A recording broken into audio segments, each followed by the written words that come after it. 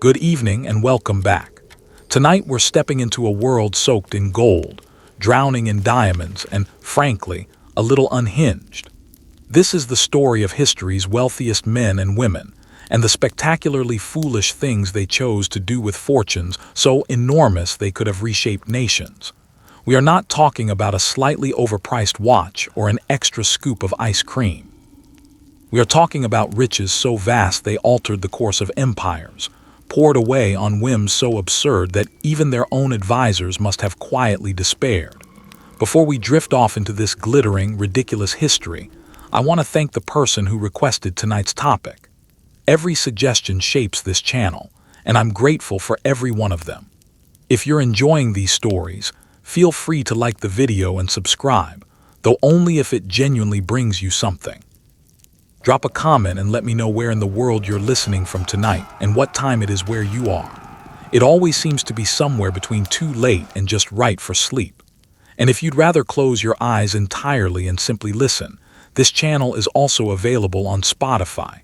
The link is in the description. No obligation at all now. Lower the lights, get the blanket just right, and let yourself sink into the mattress. Let's wonder together for a moment. If you suddenly possessed more wealth than an entire nation, what would you actually do with it? Once the house was bought, the cars were parked, and the closets overflowed with things you'd wear exactly once. Have you ever splashed out on something impulsively, only to regret it the very next morning? Would unlimited money make you wiser, or would it simply free you to be foolish on a scale the rest of us could never afford? Would you build a fantasy castle, burn a fortune just to win an argument, or buy an animal a wardrobe nicer than your own? Tonight, we find out, through the eyes of the people who actually lived it, the richest of the rich, and the delightfully terrible decisions that immortalized them. Let's begin in the ancient kingdom of Lydia, in what is now Western Turkey, roughly 2,500 years before our time. A king named Croesus ruled there, and his name eventually became shorthand for extreme wealth itself. To this day, people still say rich as Croesus, without necessarily knowing who he was. Croesus didn't merely possess riches. He staged them publicly, dramatically, for anyone who cared to watch. When Croesus wanted to curry favor with the most powerful religious authority of his age, the oracle at the sanctuary of Delphi in Greece, he didn't send a modest tribute. According to ancient historians, he dispatched an almost unbelievable shipment. Dozens upon dozens of gold ingots, a golden lion figure, massive mixing vessels crafted from gold and silver, and a small mountain of other treasures, all hauled across the sea as an offering. It wasn't really a gift. It was a message, blazing and unmistakable. Nobody on earth was richer than the king of Lydia. Where did all this wealth come from? The answer is almost comically simple. Lydia's capital sat beside a river called the Pactolus, and that river carried with it a natural alloy of gold and silver known as electrum. Legend held that anyone could wade into the water and pull glittering wealth straight from the riverbed. Imagine your local stream, except instead of soaking your socks, you emerged from it holding a small fortune. The Lydians turned this stroke of geological luck into an entire economy, and historians credit them as among the very first people in the world to mint standardized coins, chunks of precious metal stamped with a guaranteed weight and value. Before this innovation, trade meant hauling raw metal and a set of scales to every transaction, endlessly negotiating purity and weight. Croesus and his predecessors essentially invented the modern idea of currency. But enormous wealth does strange things to a person's judgment. Croesus grew utterly convinced that he was the most fortunate man who had ever lived. The Greek lawmaker and philosopher Solon, visiting his court, refused to indulge this belief. He told Croesus, gently but firmly, that no man could be called truly happy until his life had reached its end, and its final verdict was known. Surrounded by more treasure than he could ever count, Croesus found this advice deeply irritating, rather like proudly showing off your brand new mansion to a guest, only for them to quietly ask whether you'll still own it in a year. The real test came when Croesus began weighing whether to go to war against the rapidly expanding Persian Empire. Wanting divine reassurance before committing, He sent yet another wave of golden treasure to Delphi and asked the oracle what would happen if he attacked. The answer came back. If he went to war, he would destroy a great empire. Overjoyed, Croesus marched his army east. The empire he ended up destroying, tragically, was his own. The prophecy had been accurate all along, just not in the way he'd assumed, which may be one of history's cruelest technicalities. It is a little like paying an enormous sum for a financial forecast that correctly predicts a company's collapse, without mentioning that the company in question is yours. When his kingdom finally fell to the Persian forces and his treasure was seized, Croesus was reportedly placed atop a great pyre to be burned alive by the victorious Persian king. Standing before the flames, he finally understood what Solon had tried to warn him about, and he cried the old philosopher's name aloud. Curious, the Persian king asked him to explain. When he heard the story, he was so moved that he ordered Croesus spared on the spot. In the end, it wasn't a single gold brick that saved the richest man alive. It was a piece of free wisdom he had once been too wealthy to take seriously. Let's travel south now, to the sun-drenched city of Alexandria in Egypt, sometime in the 3rd century before Christ. Pharaoh Ptolemy II faced a challenge unique to the extraordinarily wealthy. How do you impress people who already assume you're rich beyond imagining? His solution was a public parade so massive it may have nearly drained the royal treasury on its own. Ancient writers describe a procession that reportedly stretched on for an entire day, featuring a mechanical golden statue that could sit and stand by itself, an enormous wineskin sewn from leopard hides that leaked wine along the parade route, animals no Egyptian citizen had ever laid eyes on, and a single golden decoration reportedly several hundred feet in length that we will describe, delicately, as anatomically themed. Alexandria at the time was the shimmering capital of Greek-ruled Egypt, home to the legendary library, the towering lighthouse, and a culture built on spectacle. Ptolemy staged his grand procession ostensibly to honor the gods, particularly Dionysus, god of wine, and to celebrate his own royal lineage, because nothing quite proves your devotion to the divine like reminding your subjects exactly how wealthy you are. This was no modest civic parade.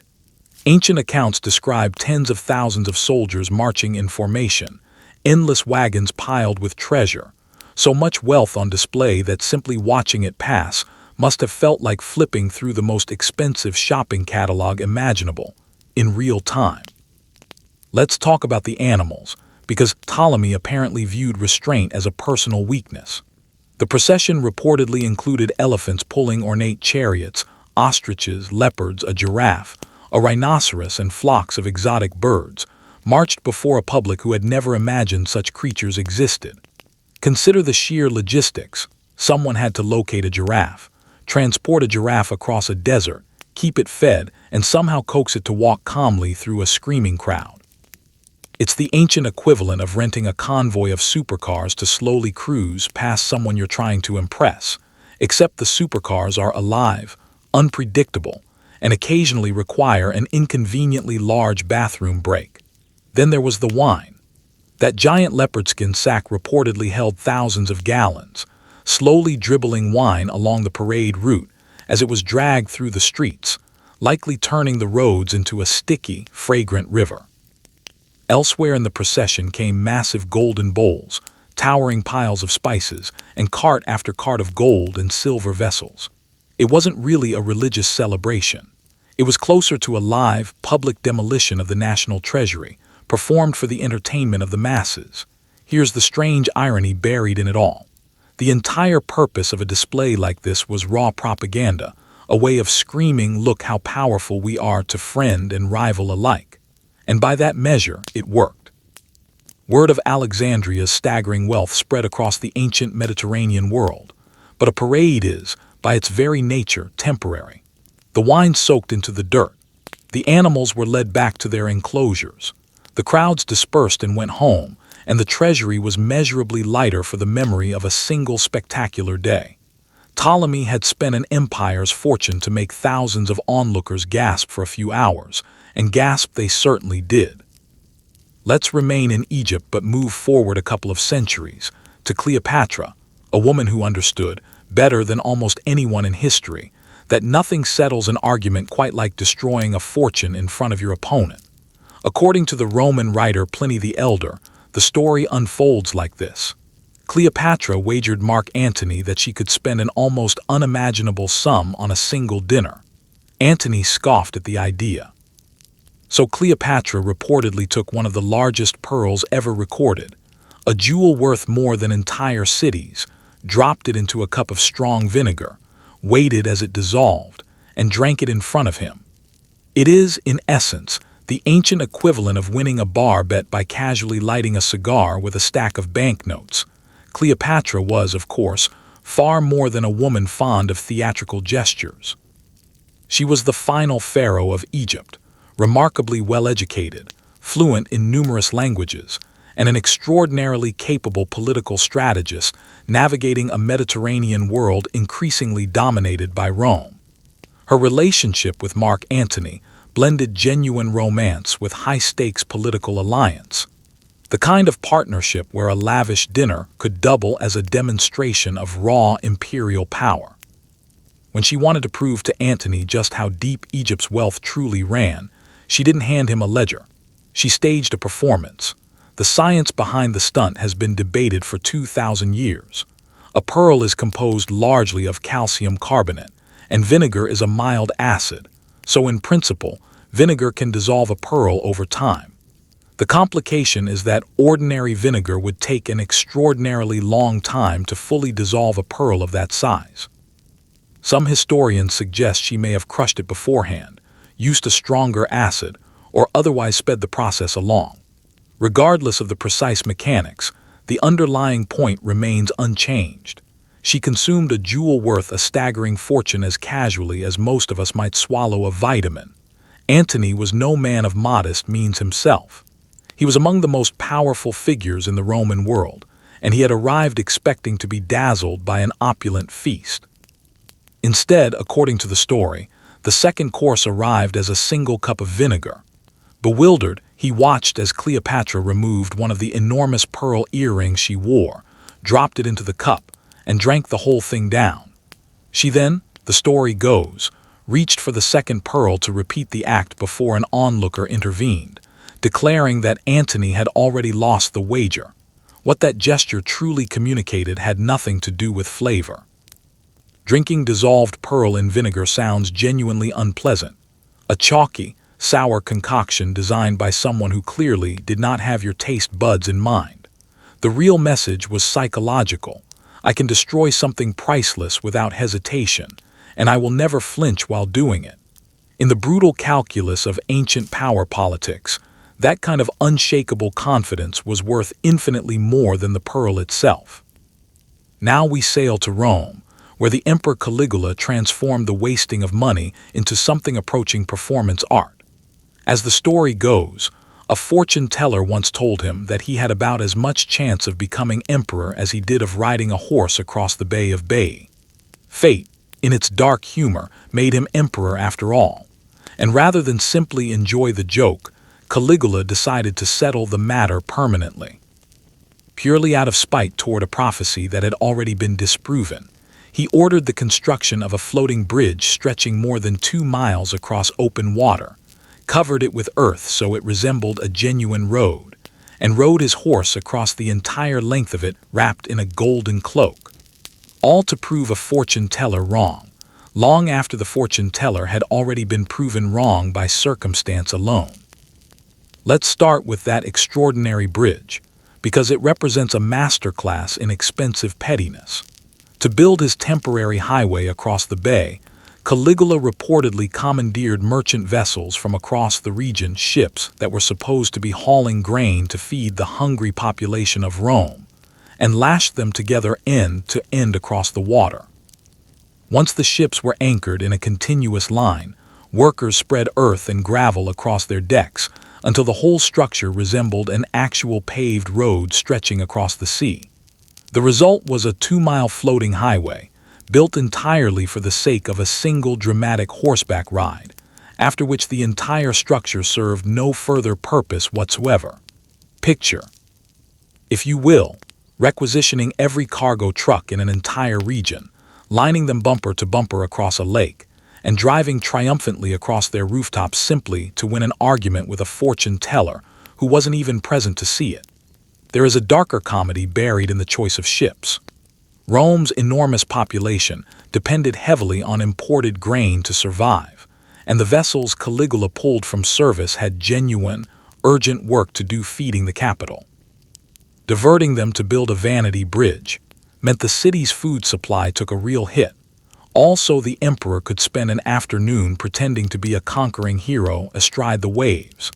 It is the sort of decision that only makes sense to a person operating with absolute, unquestioned power and nobody in the room brave enough to suggest that perhaps the bread supply should come first.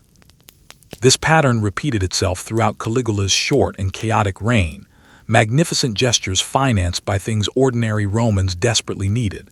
Then, of course, there was the horse. Incitatus was no ordinary animal. According to ancient writers, admittedly writers with every incentive to paint Caligula as unhinged, the horse lived in a stable built from marble, ate from a feeding trough carved of ivory, wore blankets dyed royal purple, and sported a collar studded with precious stones. The animal reportedly had his own household staff, and was even said to receive dinner invitations to the imperial palace. On the nights before races, soldiers were allegedly ordered to enforce total silence throughout the surrounding neighborhood, so the horse could sleep undisturbed. Somewhere in the heart of Rome, exhausted citizens were being shushed into silence, so an emperor's horse could rest peacefully before a race the following morning. The most extraordinary claim of all is that Caligula seriously considered elevating Incitatus to the office of consul, one of the very highest political positions in the entire Roman government. Modern historians largely suspect this was less a genuine political plan and more a savage, calculated insult directed at the Roman Senate itself, a way of suggesting that the empire's most powerful legislative body could be effectively replaced by livestock without anyone noticing the difference. Whether Caligula meant it literally, or was simply mocking the most powerful men in Rome to their faces, the insult landed hard enough to survive as one of history's most quoted anecdotes. Nearly 2,000 years later, Caligula's reign, predictably, did not end peacefully. He was assassinated by his own guards after only a few chaotic years on the throne, his extravagant spending having drained a treasury that his careful, disciplined predecessor had spent years building up. The bridge rotted away into the sea. The grand gestures faded from memory into legend, and the pampered horse presumably went on being, simply, a horse, blissfully unaware of the political statement his existence had become. What remains today is the portrait of a man handed limitless wealth and zero restraint, a ruler who spent staggering sums proving points that scarcely needed proving in the first place, turning an entire empire's fortune into an ongoing series of expensive, petty dares. Let's remain in Rome a little longer, because after a devastating fire conveniently swept through large sections of the city, Emperor Nero looked upon the smoking ruins not with grief, but with something closer to excitement. Rather than immediately organize relief efforts for the newly homeless population, he seized a massive swath of the freshly cleared land and began constructing an enormous private palace complex, one so vast it reportedly consumed roughly 200 acres of prime real estate in the heart of the capital. This wasn't merely a large home. It was an entire private pleasure park carved into the middle of a crowded, grieving city, complete with an artificial lake, manufactured forests, grazing pastures stocked with exotic animals, and a towering bronze statue of Nero himself, reportedly as tall as a modern office building. Let's address the fire first, since it forms the grim backdrop to everything that followed. In the year 64 AD, a catastrophic blaze tore through Rome, burning for the better part of a week and destroying enormous sections of the ancient city. Rumors both then and now have persisted that Nero either deliberately started the fire or watched it burn with open delight, and the enduring image of him playing music while Rome burned has never entirely faded from popular memory, regardless of its historical accuracy. Whatever the truth of his involvement, what he did in the aftermath looked spectacularly, almost comically callous. He claimed a vast section of the still smoldering city center for his own personal palace grounds. Few gestures could have reassured grieving, newly homeless citizens less than watching their emperor break ground on a private amusement park, where their burned-out neighborhoods had stood only weeks before. Let's walk through the palace itself, which the Romans came to call the Golden House, a name that turned out not to be an exaggeration in the slightest. Its walls were reportedly covered in genuine gold leaf and inlaid with precious gems and shimmering mother-of-pearl. The complex contained hundreds of individual rooms, though curiously very few of them were actual bedrooms, because this sprawling structure was never really designed to function as a home. It was, more accurately, an enormous machine engineered for throwing parties and overwhelming impressionable guests. Beyond the walls sprawled that artificial lake, ringed by a manufactured countryside complete with grazing pastures and wandering wild animals. An entire fabricated landscape dropped into the center of what was, at the time, the largest city on Earth. It is roughly equivalent to bulldozing the center of a modern capital city to install a private national park, and then inviting select guests over to admire the view. Let's linger for a moment on the ceiling that reportedly rained perfume down onto dinner guests, because it captures the spirit of Nero's excess more perfectly than almost anything else. In the grandest of the palace's dining halls, ceiling panels could apparently be mechanically opened to shower reclining guests below with fresh flower petals and delicate mists of fragrance as they dined. The palace's most famous chamber, a great circular dome, was engineered to slowly rotate day and night, giving diners the eerie sensation of floating gently beneath a turning sky. This was cutting-edge engineering and staggering wealth fused together into pure sensory spectacle, technology deployed not to solve any practical problem, but simply to make an ordinary dinner feel like a visit to paradise itself. Then there was the statue. Nero commissioned an enormous bronze likeness of himself. A colossus reportedly standing well over 100 feet tall, positioned prominently near the palace's grand entrance. Picture walking to your daily labor each morning past a shimmering bronze monument to your ruler, towering the height of a modern skyscraper, gazing serenely down over the ashes of homes that had recently belonged to your neighbors. The statue wasn't simply a house ornament. It was a monument to Nero's own self-image, built using space and resources that, by any reasonable measure, had belonged to a great many people who were now suffering in its shadow. The Golden House did not survive long, and there is a certain poetic justice buried in exactly how it ended.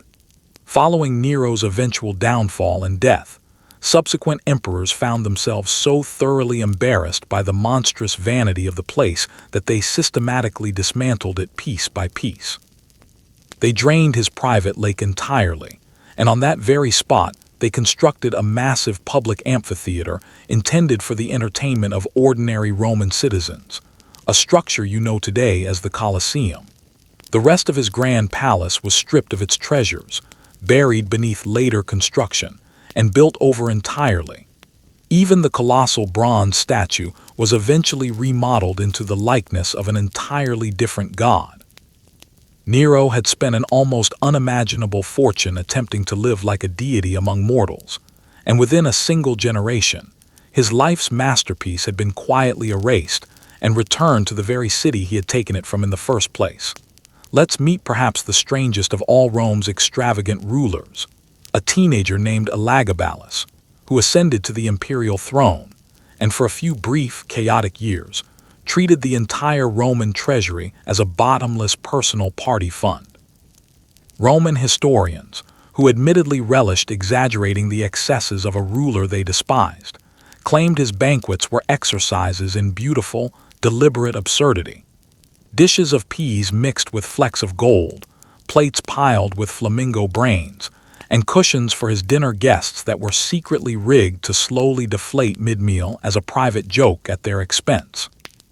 His single most infamous stunt, if the ancient accounts are to be believed, involved releasing such an overwhelming volume of rose petals from a hidden sealing mechanism onto his dinner guests that several of them were reportedly smothered beneath the fragrant avalanche. Few phrases capture the strange menace of unlimited wealth quite like being gently suffocated by an emperor's flowers. Let's set the scene properly, because the context makes the whole story stranger still.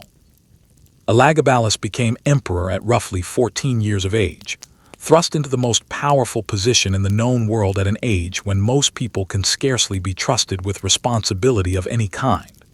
He arrived in Rome from the empire's eastern provinces as the hereditary priest of a sun god, bringing with him both a devotion to elaborate religious ritual and an appetite for extravagant display that Rome had rarely witnessed even from its most decadent rulers.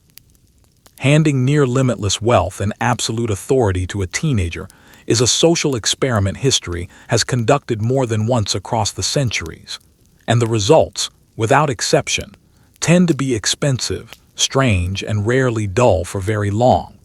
Let's talk about the food, because the ancient descriptions read almost like the fever dream of a menu designed to shock rather than nourish. Sources describe dishes crafted not to be eaten so much as to stun onlookers into silence. The tongues of exotic songbirds, delicate combs carved from living roosters, the brains of rare imported birds, all served in staggering, wasteful quantity. He was said to hunt down the rarest and most expensive ingredients available anywhere in the empire purely for the thrill of serving something no rival host could possibly match. Some of these accounts were almost certainly embellished by hostile writers eager to paint him as a villain, but even accounting for exaggeration, the underlying portrait remains consistent. A young man who viewed food not as sustenance, but as an elaborate, theatrical way to incinerate money in the most refined manner imaginable. Let's discuss the pranks, because Elagabalus apparently possessed a cruel sense of humor to match his bottomless budget. Those famously deflating cushions were reportedly a personal favorite, slowly letting air escape beneath seated guests of high distinction, so they gradually sank, undignified, beneath the dinner table mid-conversation. He is said to have served some guests lavish, genuine feasts while presenting others with elaborate fakes crafted from wax or carved stone, delighting in their confusion when they discovered their beautifully roasted duck was, in fact, a painted rock. The food itself represented a genuine fortune. The true entertainment, it seems, was watching powerful, dignified people be quietly humiliated in front of their peers. Now, the rose petals. According to the enduring story, during one particularly lavish banquet, Elagabalus arranged for an enormous quantity of flower petals to be released from a false ceiling directly onto his reclining dinner guests below. What began as an ostensibly romantic gesture apparently turned genuinely dangerous when the sheer accumulated volume of petals reportedly buried and suffocated several unfortunate guests where they lay beneath the floral avalanche. Whether the tale unfolded exactly this way or grew more dramatic with each retelling across the centuries, the image has proven impossible to forget, later inspiring a famous painting depicting the scene. It stands as perhaps the purest expression imaginable of luxury curdling suddenly into genuine danger, killed not by blade or poison, but by an excess of beauty itself, drowned quite literally in the fragrant proof of an emperor's bottomless spending. Elagabalus, like so many figures in tonight's story, did not enjoy a long or peaceful reign. His increasingly erratic behavior alienated the powerful figures surrounding him. The treasury continued to hemorrhage funds, and after only a few short years on the throne, he was assassinated while still barely out of his teens, his memory deliberately erased by the very people who succeeded him. What survives today is a portrait, part genuine history, part hostile exaggeration, of a boy handed the wealth of an entire empire and given no reason whatsoever to ever hear the word no. He transformed dinner into elaborate theater and generosity into genuine physical hazard, and he remains one of history's clearest warnings that unlimited money paired with zero restraint doesn't purchase happiness. It purchases a room full of flowers and an extremely cautious guest list for whoever survives to attend the next one. Now let's talk about the richest man in all of Rome, Marcus Licinius Crassus, a figure who built one of history's most staggering personal fortunes on a business model, so coldly calculating it would make even the most ruthless modern landlord blush with embarrassment. Ancient Rome, for all its grandeur, had no organized fire brigade to speak of, and the city itself was essentially constructed from timber, cramped apartment blocks, and a long series of catastrophically bad urban planning decisions. Fires were not occasional disasters. They were a near-daily reality of Roman life. Crassus looked upon this constant, grinding misfortune and saw not tragedy, but opportunity of the purest, most cynical kind. He assembled a private brigade of several hundred men, by some accounts as many as 500 trained firefighters, entirely under his personal command and answerable to no one but him. Whenever word reached him that a building had caught fire somewhere in the city, Crassus and his men would rush immediately to the scene. But they did not rush there to extinguish the flames. They rushed there to negotiate.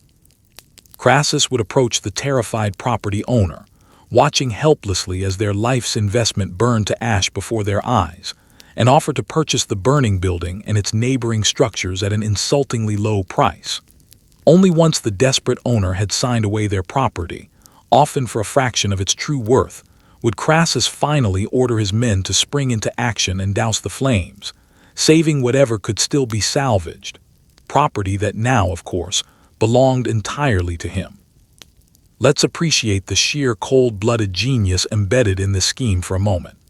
In a city packed tightly with tall, flammable wooden apartment blocks, a burning building represented something close to worthless in the eyes of the market, while a terrified, panicking owner facing total ruin would accept almost any offer placed in front of them, however humiliating. Crassus understood this dynamic perfectly and exploited it relentlessly. His men would arrive at the scene, deliberately stand back, and simply wait while he calmly haggled over the price of a burning building with its increasingly desperate owner. If the owner agreed to sell, his crew would immediately spring into action, extinguishing the flames and rescuing what remained. If the owner refused his lowball offer, the men reportedly stood back and allowed the structure to burn completely to the ground, denying the stubborn owner any chance of salvaging their investment. It was extortion elegantly dressed up as a private rescue service, and it made Crassus monstrously, staggeringly wealthy in remarkably short order. Let's consider the sheer scale of this operation, because it was never remotely a minor side venture. Through this method, combined with numerous other shrewd and often ruthless business dealings, Crassus eventually came to personally own an enormous proportion of the city of Rome itself. Block after block acquired at what were, quite literally, fire sale prices in the most disturbingly literal sense imaginable. He additionally trained large numbers of enslaved people as skilled builders, architects, and craftsmen, allowing him not merely to acquire ruined properties cheaply, but to personally rebuild them and rent the finished structures back out at considerable profit. He had, in effect, engineered a closed and self-perpetuating loop of human misery converted directly into personal wealth. The fire created the desperate bargain. His private crew secured the burning property. His enslaved workforce rebuilt it from the ashes, and the resulting tenants paid him rent indefinitely thereafter. Now here is the deep irony that gives the entire story its lasting sting. Crassus possessed more personal wealth than almost anyone alive in the ancient world, and yet money, curiously, was never truly what he craved most. What he genuinely wanted was respect, and more specifically, the kind of military glory that his fortune, however immense, simply could not purchase for him. In Roman society, true and lasting prestige came almost exclusively from decisive victories on the battlefield, and Crassus watched with mounting frustration as political rivals like Pompey the Great and Julius Caesar earned the adoring loyalty of the Roman public through military conquest, while he remained known merely, and somewhat dismissively, as the rich one. This reputation gnawed at him relentlessly. All that ruthless accumulation of burning buildings, all that shrewd and calculating business acumen, and the single thing he wanted most in the world remained stubbornly, infuriatingly out of his reach. So, the richest man in Rome did precisely what wealthy men desperately chasing validation have so often done throughout history. He spent lavishly, recklessly, on a spectacularly poor military decision.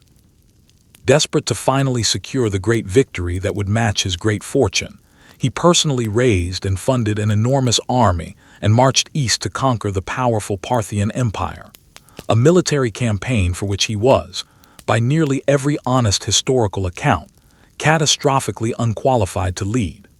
The resulting campaign ended in complete disaster at the Battle of Carrhae, where his forces were utterly shattered and Crassus himself was killed on the field. According to a legend that has persisted for 2 millennia, his Parthian captors, openly mocking his famously insatiable greed, poured molten gold directly down his throat so that he might finally have his absolute fill of the very thing he had loved most in life. Historians widely regard the story as invented after the fact, but it remains far too perfectly fitting to ever be entirely forgotten. And that is the bitter lesson buried deep within the ashes of Crassus's enormous fortune. He was, by nearly any measure, the shrewdest and most calculating moneymaker in the entire history of Rome, a man capable of extracting genuine profit from other people's catastrophes and transforming a single burning street into a permanent, reliable revenue stream. But no accumulation of property, however vast, no clever scheme, however ruthlessly executed, could ever give him the one thing he actually wanted most in this world. He spent the better part of his life buying up Rome one desperate fire at a time, and then he threw the entirety of that fortune away chasing a glory that was never, under any circumstances, for sale. The richest man in the city ultimately died far from home, undone not by poverty in any sense, but by the very emptiness that all his accumulated wealth had permanently failed to fill. Let's now drift eastward, all the way to ancient China, and to its very first emperor, Qin Shi Huang, a man so profoundly terrified of death itself that he spent an almost unimaginable fortune attempting to outrun it entirely. He dispatched costly expeditions across the surrounding seas in search of a mythical elixir capable of granting eternal life, and he funded generations of court alchemists tasked with brewing potions of everlasting immortality. In one of history's grimmer and more darkly ironic twists, it now appears entirely possible that he ultimately died from swallowing mercury-laced tablets that his own trusted physicians had sworn to him would preserve his life forever. Meanwhile, even as this quest for immortality consumed his final years, he was simultaneously overseeing the construction of a tomb complex roughly the size of a small city, guarded eternally by an army of thousands of unique, life-sized clay soldiers, and reportedly surrounded by entire flowing rivers of liquid mercury designed to mimic the great waterways of his empire in miniature. Unable to take his fortune with him into death, he apparently resolved to bury an entire replica of his world alongside himself instead. Let's give the man his rightful due before diving further into the strangeness, because Qin Shi Huang was, by any honest measure, no fool whatsoever.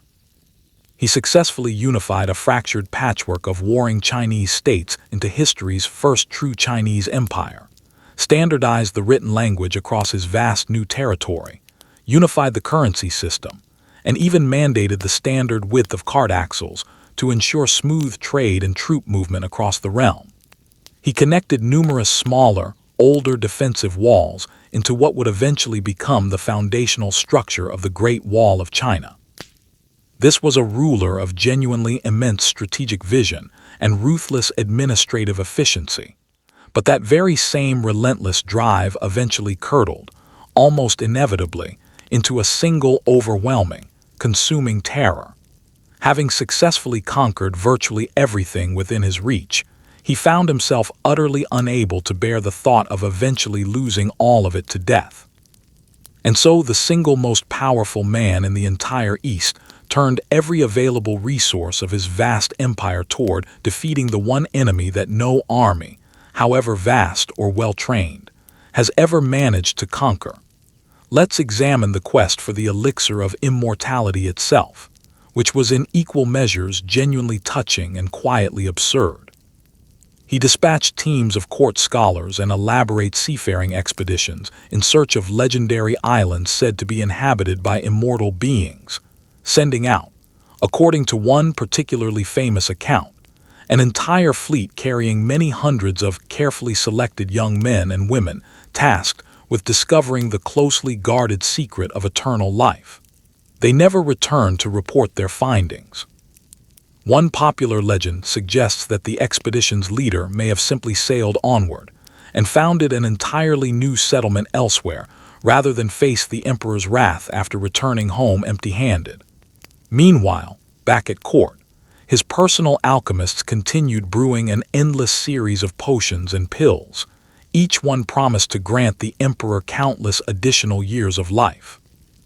Qin Shi Huang pursued this quest at a truly imperial scale, and unlike the rest of us buying an overpriced bottle of supplements on a whim, the stakes involved were quite literally his own continued existence.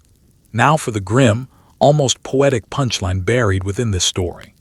Many of those carefully brewed immortality potions contained substantial quantities of mercury, a substance the alchemists of that era genuinely and sincerely believed possessed powerful life-extending properties. Mercury, as modern science has since firmly established, is in fact a potent and cumulative poison. So the very emperor who spent a personal fortune attempting to live forever may well have been slowly, steadily poisoning himself with the exact cure he was paying so dearly for, his own trusted physicians cheerfully administering repeated doses of shimmering death in the sincere name of eternal youth. It stands as one of history's darkest recorded ironies. He pursued immortality with such singular, obsessive intensity that he almost certainly shortened his own natural lifespan in the desperate process. The medicine, in the cruelest possible sense, quite literally became the disease. Let's descend now into the tomb itself, because if Qin Shi Huang genuinely could not manage to cheat death, he was evidently determined to at least thoroughly outdecorate it. His vast burial complex reportedly required several decades, and a labor force numbering in the hundreds of thousands to complete. Standing eternal guard over the site is the now famous terracotta army, thousands upon thousands of individually crafted life-sized clay soldiers, each bearing a genuinely unique face, accompanied by full-scale horses, war chariots, and authentic weaponry, all meticulously arranged in precise battle formation to protect their emperor throughout the afterlife. Beyond this silent clay army, ancient written records describe an entire elaborate underground replica of his empire, complete with rivers and seas rendered in flowing liquid mercury, and a ceiling deliberately studded with pearls arranged to represent the night sky above. It amounted to an entire private universe, constructed at staggering expense, specifically designed never to be witnessed by another living soul. And that represents the truly staggering waste embedded at the very heart of this entire project. Every individually sculpted clay soldier, every carefully measured drop of mercury, every single year of exhausting forced labor was poured relentlessly into constructing a place explicitly designed never to be seen by anyone at all. An entire private universe built solely for the benefit of a corpse. Modern soil testing conducted around the still largely unexcavated central tomb reportedly does show unusually elevated mercury levels in the surrounding earth, offering a quiet, unsettling hint that those ancient written descriptions may well have been substantially accurate. Qin Shi Huang commanded more raw resources and absolute authority than perhaps anyone else in recorded human history up to that point, and he ultimately used a significant portion of it waging a losing, unwinnable war against his own mortality, first through a bottle of poisoned elixir, and finally through an elaborate tomb buried deep beneath a hill, where much of it likely still remains to this very day. Now let's float across the world entirely, to West Africa in the early 1300s, and to a king so extraordinarily wealthy that professional historians still genuinely struggle to adequately describe the scale of his fortune.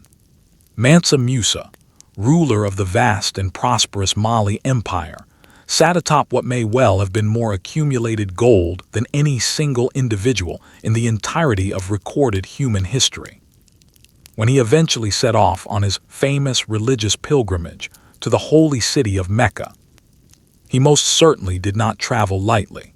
He assembled a traveling caravan reportedly stretching for miles across the desert landscape, many thousands of attendants, dozens upon dozens of heavily laden camels, each one carrying hundreds of pounds of pure gold, and a deeply ingrained personal habit of generously handing that gold out to virtually everyone he happened to encounter along the way.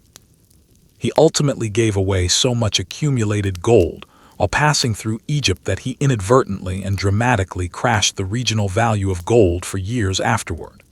He may well be the only tourist in all of recorded history whose single holiday trip managed to tank an entire regional economy through nothing more than sheer, overwhelming generosity. Let's properly understand where this staggering wealth originated, because it was never simply a matter of blind luck. The Mali Empire controlled truly vast reserves of natural gold deposits and sat strategically astride the critical trans-Saharan trade routes that carried both gold and salt across the entire African continent.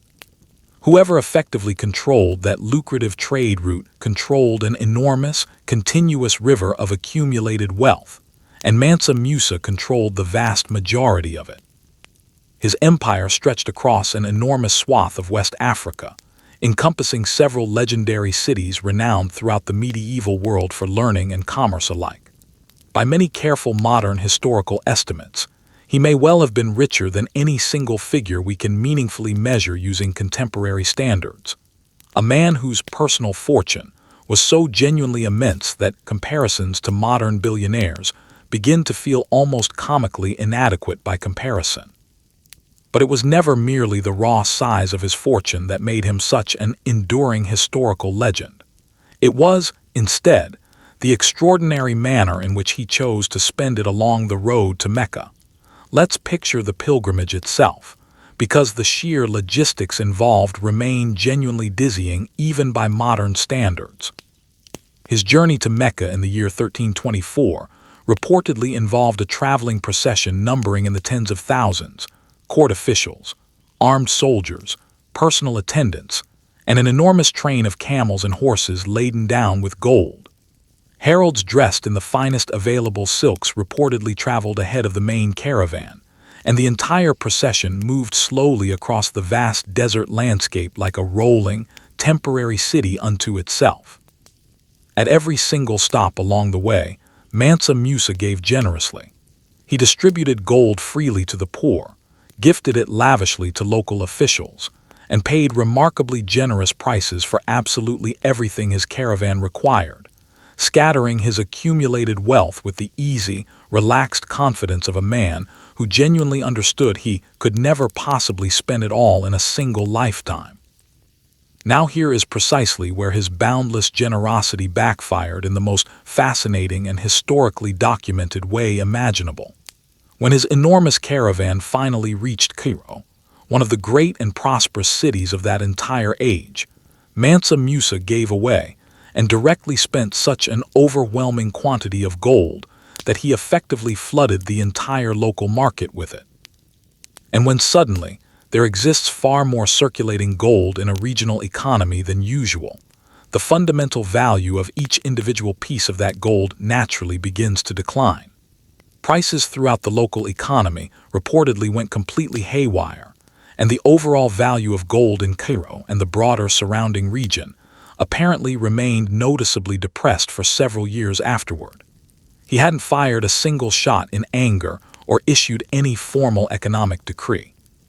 He had simply been too generous for his own good, and in doing so, had single-handedly and quite unintentionally disrupted the economy of one of the era's great world cities, Let's give him full and proper credit for what he ultimately built with the remainder of his fortune, though, because not all of it vanished uselessly into the desert sand.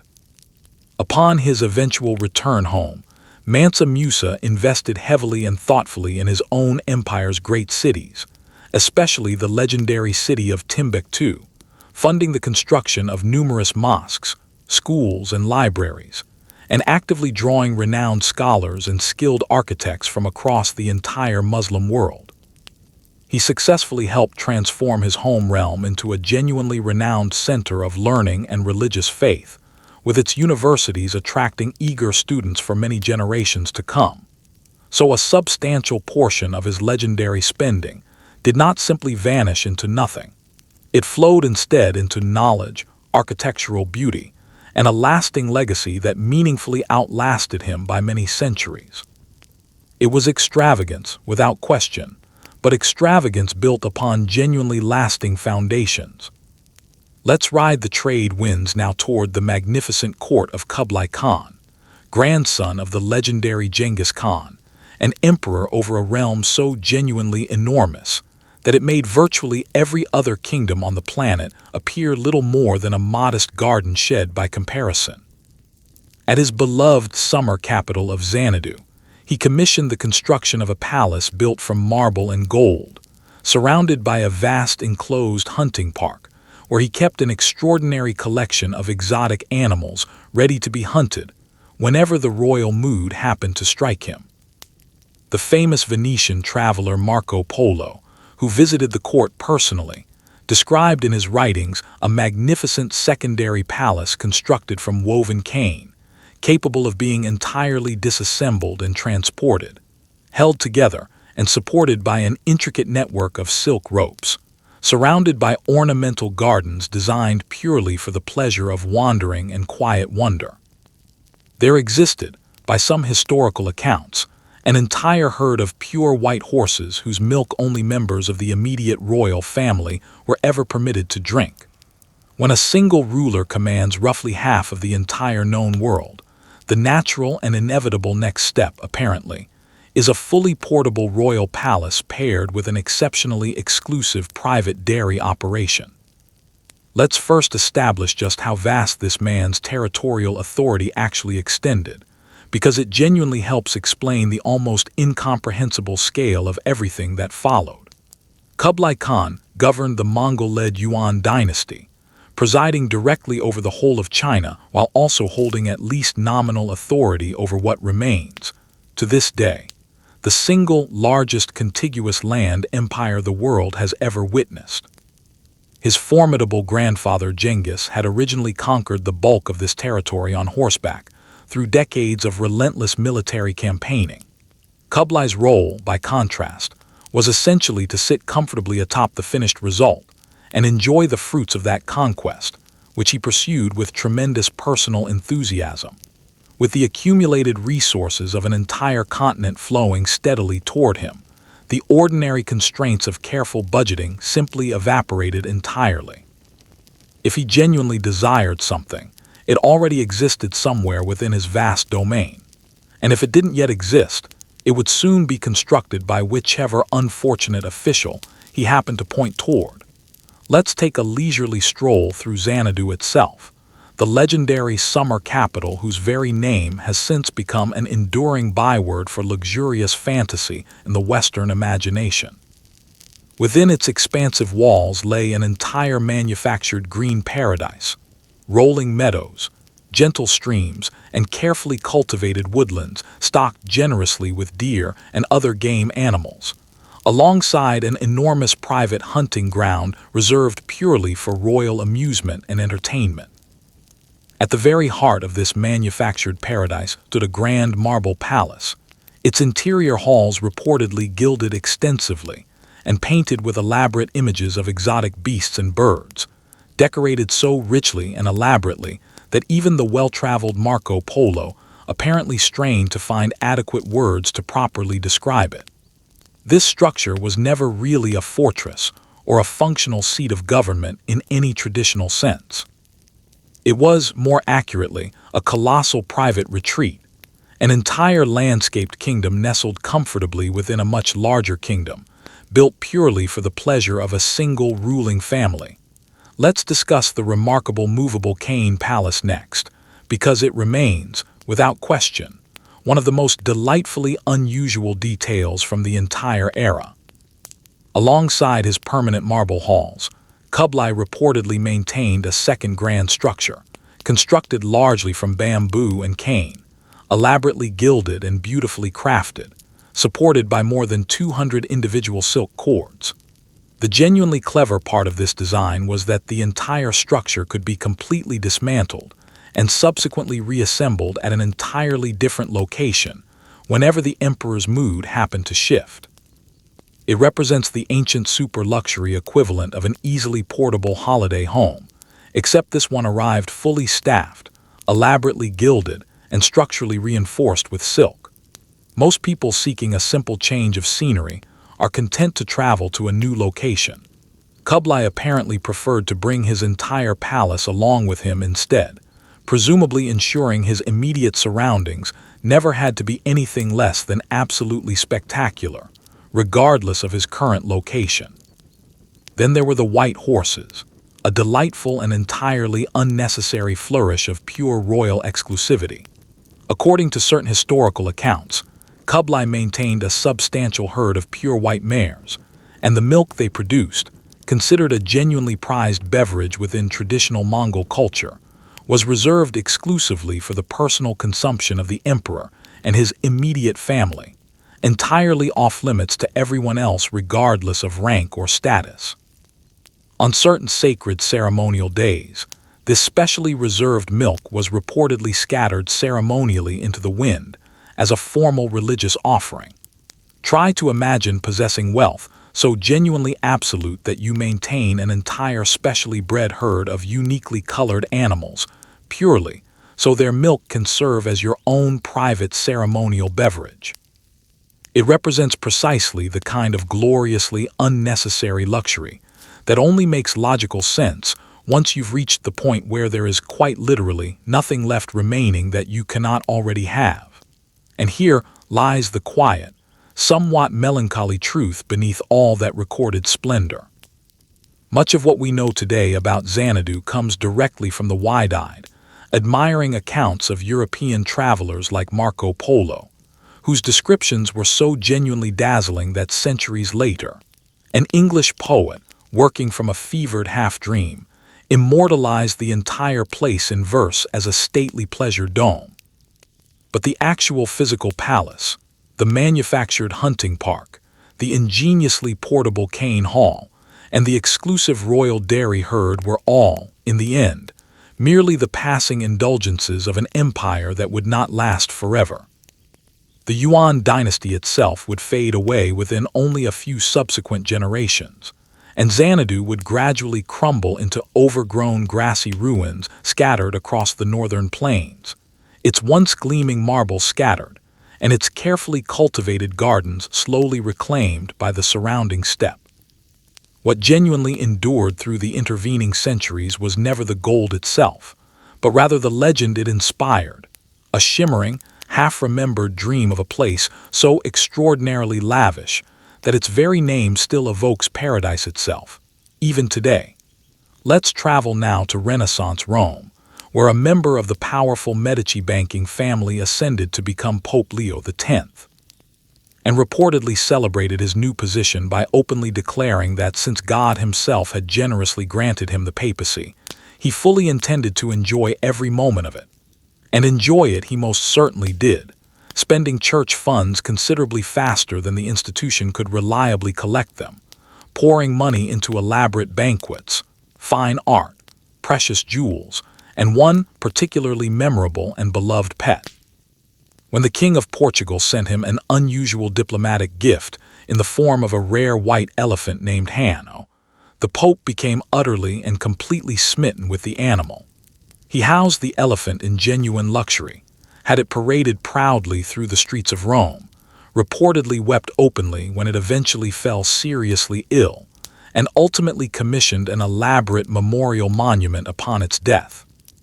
A holy man supposedly possessing infinite spiritual wealth was brought to genuine tears by an enormous, extraordinarily expensive imported animal that had, quite literally, been shipped in from across the ocean as a novelty diplomatic gift. Let's start with understanding his family background, because it genuinely helps explain the sheer scale of his subsequent spending habits.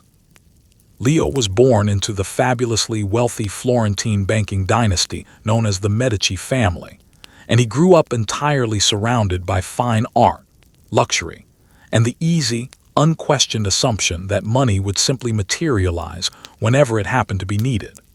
When he eventually ascended to the papacy in the early 1500s, he carried that thoroughly lavish upbringing directly into the heart of the Vatican itself.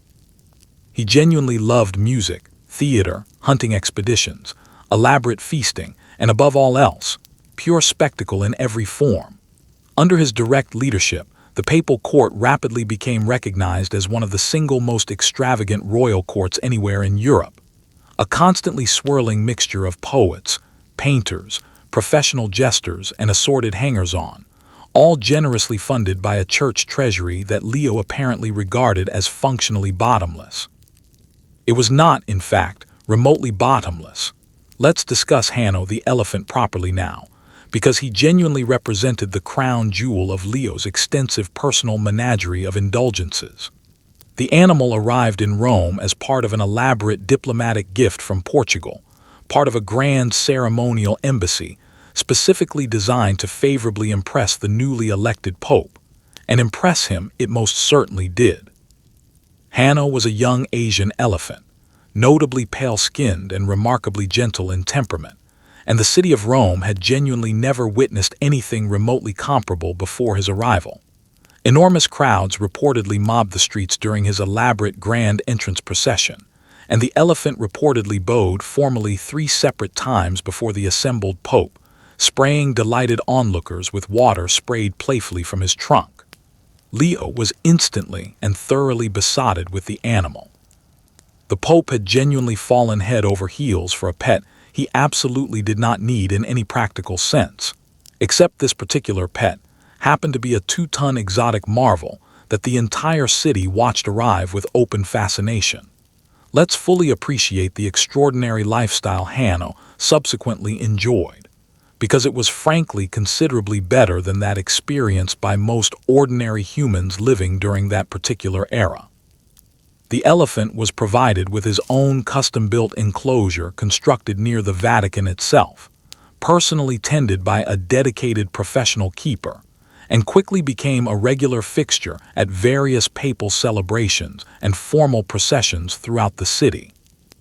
Leo doted on the animal constantly, visited him regularly, proudly showed him off to visiting dignitaries and distinguished guests, and treated him throughout as a beloved personal companion rather than merely an exotic curiosity to be occasionally displayed. During an era when ordinary Roman citizens frequently struggled financially and openly grumbled about excessive church expenses, their spiritual leader was simultaneously pouring substantial sums of money into the comfort and happiness of a single imported elephant. It represented genuine affection, certainly, but it was also an eye-wateringly expensive way of quietly announcing to the world, "Observe what I possess that absolutely no one else can claim." Then, unfortunately, came the genuinely sad conclusion to the story.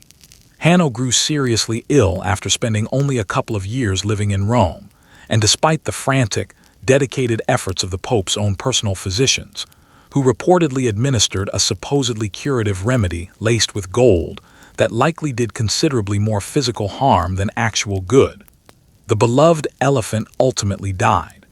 Leo was reportedly genuinely heartbroken by the loss. He personally commissioned the great Renaissance artist Raphael to design an appropriate memorial, resulting in a commemorative fresco and a formal epitaph created specifically to honor his lost animal companion. A pope, one of the single most powerful men in all of Christendom at the time, was openly mourning a deceased elephant with the full considerable artistic talent of the Renaissance placed entirely at his personal disposal. And here now is the considerably larger financial bill that eventually came due for all this extravagant spending. Leo's relentless personal spending on elephants, fine art, and endless lavish festivities steadily drained the church's available financial reserves. And in order to refill those depleted coffers, he leaned heavily on the aggressive sale of indulgences, essentially formal payments that promised to meaningfully reduce a person's eventual punishment for their accumulated sins. This particularly aggressive fundraising campaign deeply outraged a previously obscure German monk named Martin Luther, whose formal theological objections ultimately helped ignite what became known as the Protestant Reformation, permanently splitting Western Christianity into competing factions. So the sheer extravagance of Leo's papal court, symbolized perhaps most perfectly by a single beloved deceased elephant, ultimately helped trigger one of the most genuinely consequential religious upheavals in all of recorded human history. He had spent lavishly to thoroughly enjoy his papacy exactly as he had originally promised, and the resulting religious reckoning permanently reshaped the entire map of Western Christianity for centuries to come. Let's drift northward now to the wealthy and cultured court of Burgundy in the 1400s, where Duke Philip the Good hosted a banquet so extraordinarily lavish that historians continue studying it closely even today. An entire elaborate event built around a solemn promise to embark on a religious crusade that, in the end, never actually materialized. This legendary Feast of the Pheasant featured an elaborately decorated banquet table complete with a fully working miniature model church, an enormous savory pie containing an entire live musical orchestra that reportedly performed from within the crust itself, an intricate mechanical elephant, and an ornamental fountain that flowed continuously with both wine and rosewater throughout the evening. Guests present at the feast reportedly swore solemn formal oaths upon a live pheasant elaborately draped in gold cloth. It stood as one of the single most extravagant parties held anywhere in the medieval world, thrown enthusiastically in support of a war that its own wealthy host apparently never had any genuine intention of actually fighting. Let's properly understand who Philip actually was, because the Duchy of Burgundy itself was never remotely a minor European player during this period. Although technically holding only the rank of duke rather than king, Philip the Good governed a sprawling, immensely wealthy collection of territories that effectively made him one of the single most powerful and genuinely wealthy men anywhere in Europe, considerably wealthier than a great many actual reigning monarchs of the era. His royal court was widely famous throughout Europe for its exceptional refinement and its genuinely jaw-dropping displays of casual luxury, a place where art, music, and elaborate courtly ceremony were consistently elevated to the level of formal statecraft. When a man of this considerable stature decided to host a formal banquet, it was never merely intended as simple entertainment. It functioned instead as a carefully engineered public display of raw political power, deliberately designed to leave every single attending guest quietly recalculating exactly how genuinely wealthy their host truly was. Let's examine the underlying pretext for the entire elaborate feast, because it represents something of a punchline hiding in plain sight throughout the whole affair. The feast itself, held in the year 1454, was formally staged to actively rally political and military support for an ambitious crusade intended to recapture the city of Constantinople, which had only recently fallen to Ottoman forces. The entire elaborate evening was carefully themed around this stated holy military mission, complete with dramatic staged tableaus specifically designed to depict the ongoing plight of Christians in the East. Guests were meant to become so emotionally moved by these performances that they would spontaneously pledge to personally take up arms in the cause. And pledge they most certainly did, swearing grand and solemn vows directly over that elaborately gilded ceremonial pheasant. The promised crusade itself, however, never actually happened in any meaningful sense.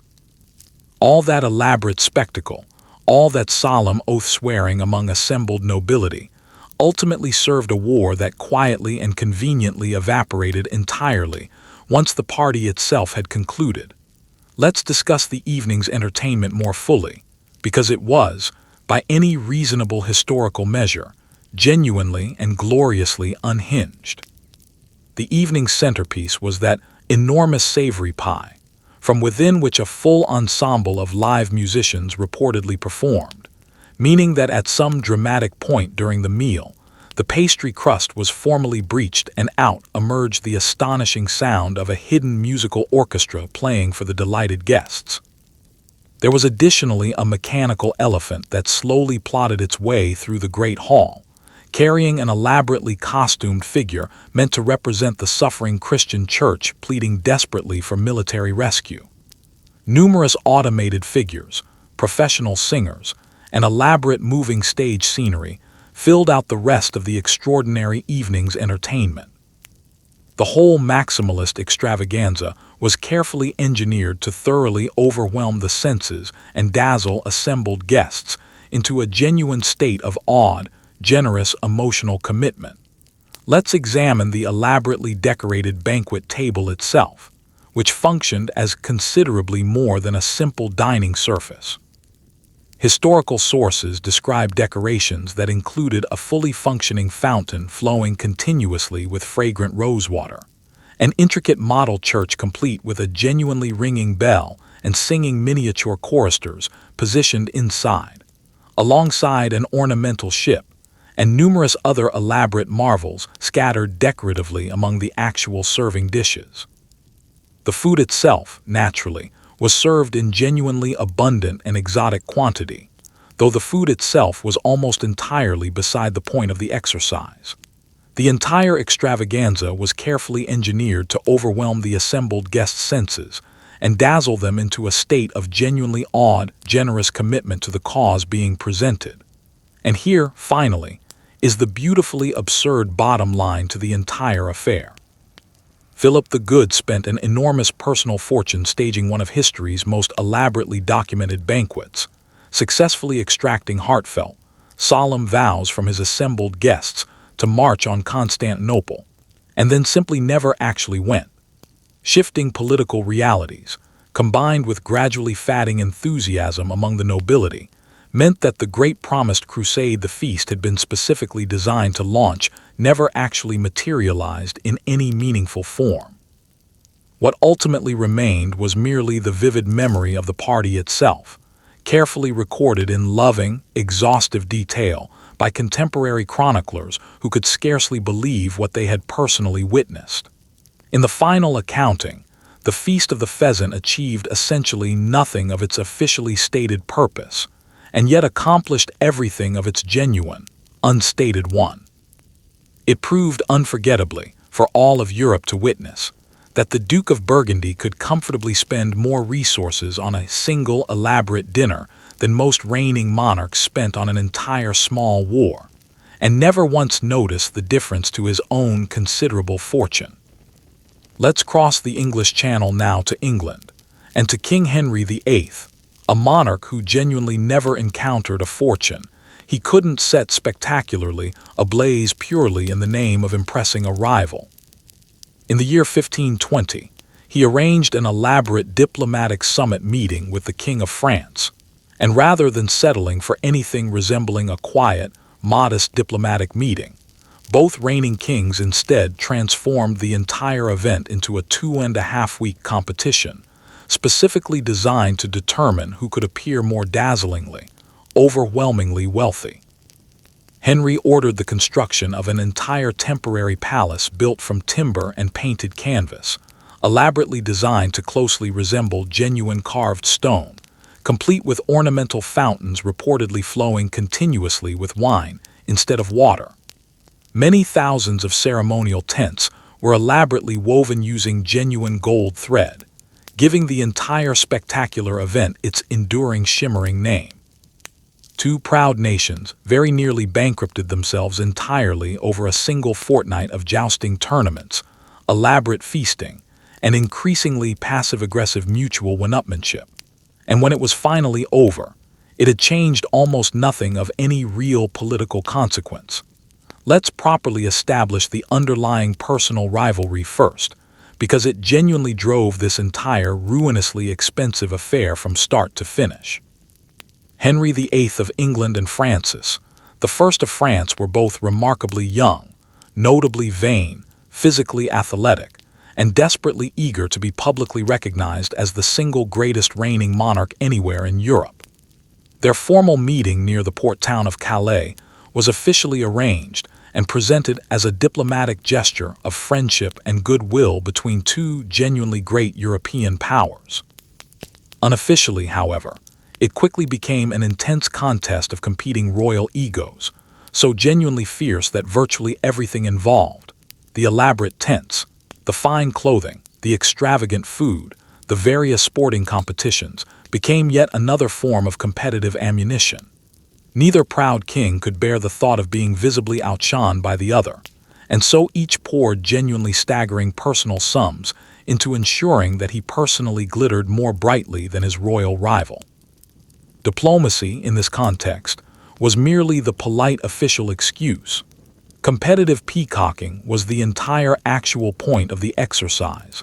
Let's examine the elaborate physical setting itself, which was constructed entirely from scratch and deliberately designed to be temporary from the very outset.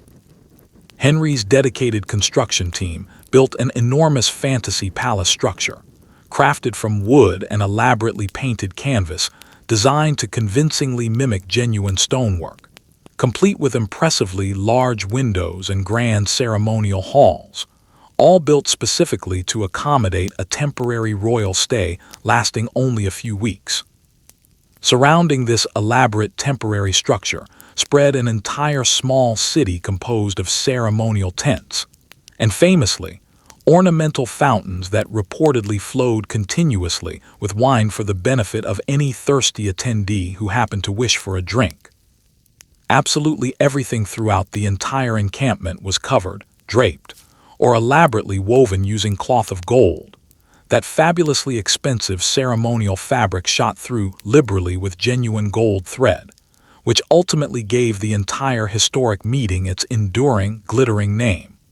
Let's discuss the actual competitive events themselves, because the underlying pettiness on display remains genuinely delicious even centuries later. The scheduled events included formal jousting tournaments, competitive wrestling matches, archery contests, and seemingly endless rounds of elaborate feasting, with each individual event presenting yet another opportunity for either king to prove his personal physical and material superiority. In one particularly famous documented moment, Henry, apparently quite confident in his own considerable physical strength, reportedly challenged Francis to an entirely impromptu wrestling match, and the French king promptly and rather embarrassingly threw him directly to the ground in front of assembled witnesses. Historical records do not indicate that Henry took this particular defeat with any notable grace. The two proud kings nevertheless embraced warmly, competed vigorously, dined together extensively, and smiled through what must have been considerably gritted teeth for days on end, each surrounded by many thousands of attending nobles who had themselves gone deeply into personal debt simply to dress appropriately well enough to attend such a prestigious occasion. The entire valley reportedly shimmered with borrowed money and carefully bruised royal pride throughout the entire fortnight. Let's discuss the genuinely catastrophic overall cost of the whole affair, because it was considerable by any reasonable historical measure. The English and French nobility in attendance reportedly spent absolute fortunes on fine clothing, precious jewels, quality horses, and extensive personal retinues, with some attendees reportedly mortgaging entire family estates or selling off ancestral land simply to appear suitably splendid at the event.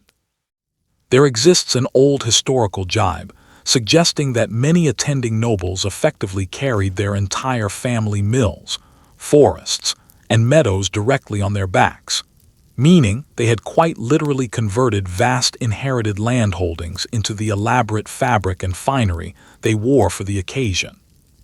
Two of the genuinely wealthiest kingdoms anywhere in Europe funneled truly enormous financial resources into a single 2.5-week spectacle of mutual, competitive admiration. And the resulting financial bill would echo through both royal treasuries for years afterward. And here, finally, is the genuinely deflating punchline to the entire elaborate affair.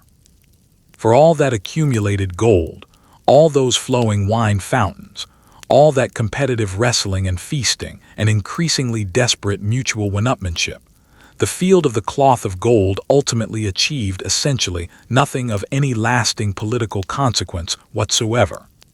The diplomatic friendship it was specifically designed to formally cement crumbled apart almost immediately afterward. Within only a couple of subsequent years, England and France found themselves effectively at war with each other once again, their grand diplomatic summit reduced to little more than an extraordinarily expensive shared memory.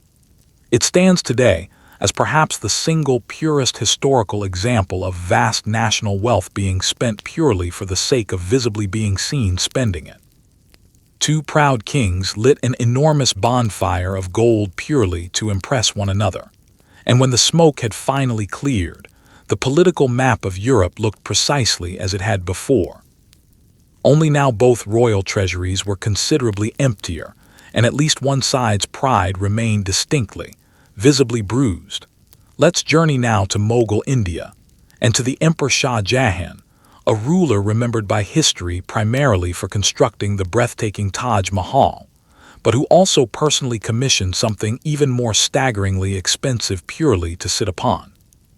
The famous peacock throne reportedly required 7 full years, and an entire dedicated army of skilled jewelers to complete, elaborately encrusted with such an overwhelming quantity of diamonds, rubies, emeralds, and pearls, that it reportedly cost considerably more to construct than even the legendary Taj Mahal itself. Its elaborate canopy rested upon solid golden support pillars, topped decoratively with jeweled peacock figures, whose ornamental tails fanned out dramatically in richly colored gemstones. Among its many embedded treasures sat one of the most genuinely famous diamonds anywhere on the entire planet. It was, in the simplest possible terms, an unimaginably beautiful, almost absurdly priceless chair, constructed specifically so that a reigning emperor would never, under any circumstances, have to sit upon anything remotely ordinary. Let's properly set the scene of Mughal India during this era, because it represented a period of genuinely almost unimaginable splendor and artistic achievement. Shah Jahan governed during the 1600s over an empire that had reached the absolute peak of its accumulated wealth and artistic sophistication, a realm genuinely rich in gold, precious gemstones, and enormously skilled craftsmen of every kind.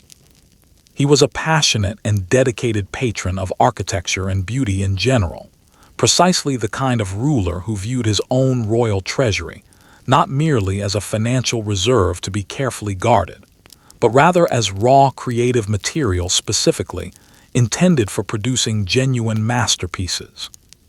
Under his personal direction, the entire Mughal court reached genuinely dizzying heights of casual luxury, and no reasonable expense was ever spared in the constant project of projecting the emperor's personal glory to the wider world. If something could conceivably be rendered even more magnificent through the simple addition of more gold and precious gemstones, Shah Jahan would reliably find some creative way to add considerably more of both.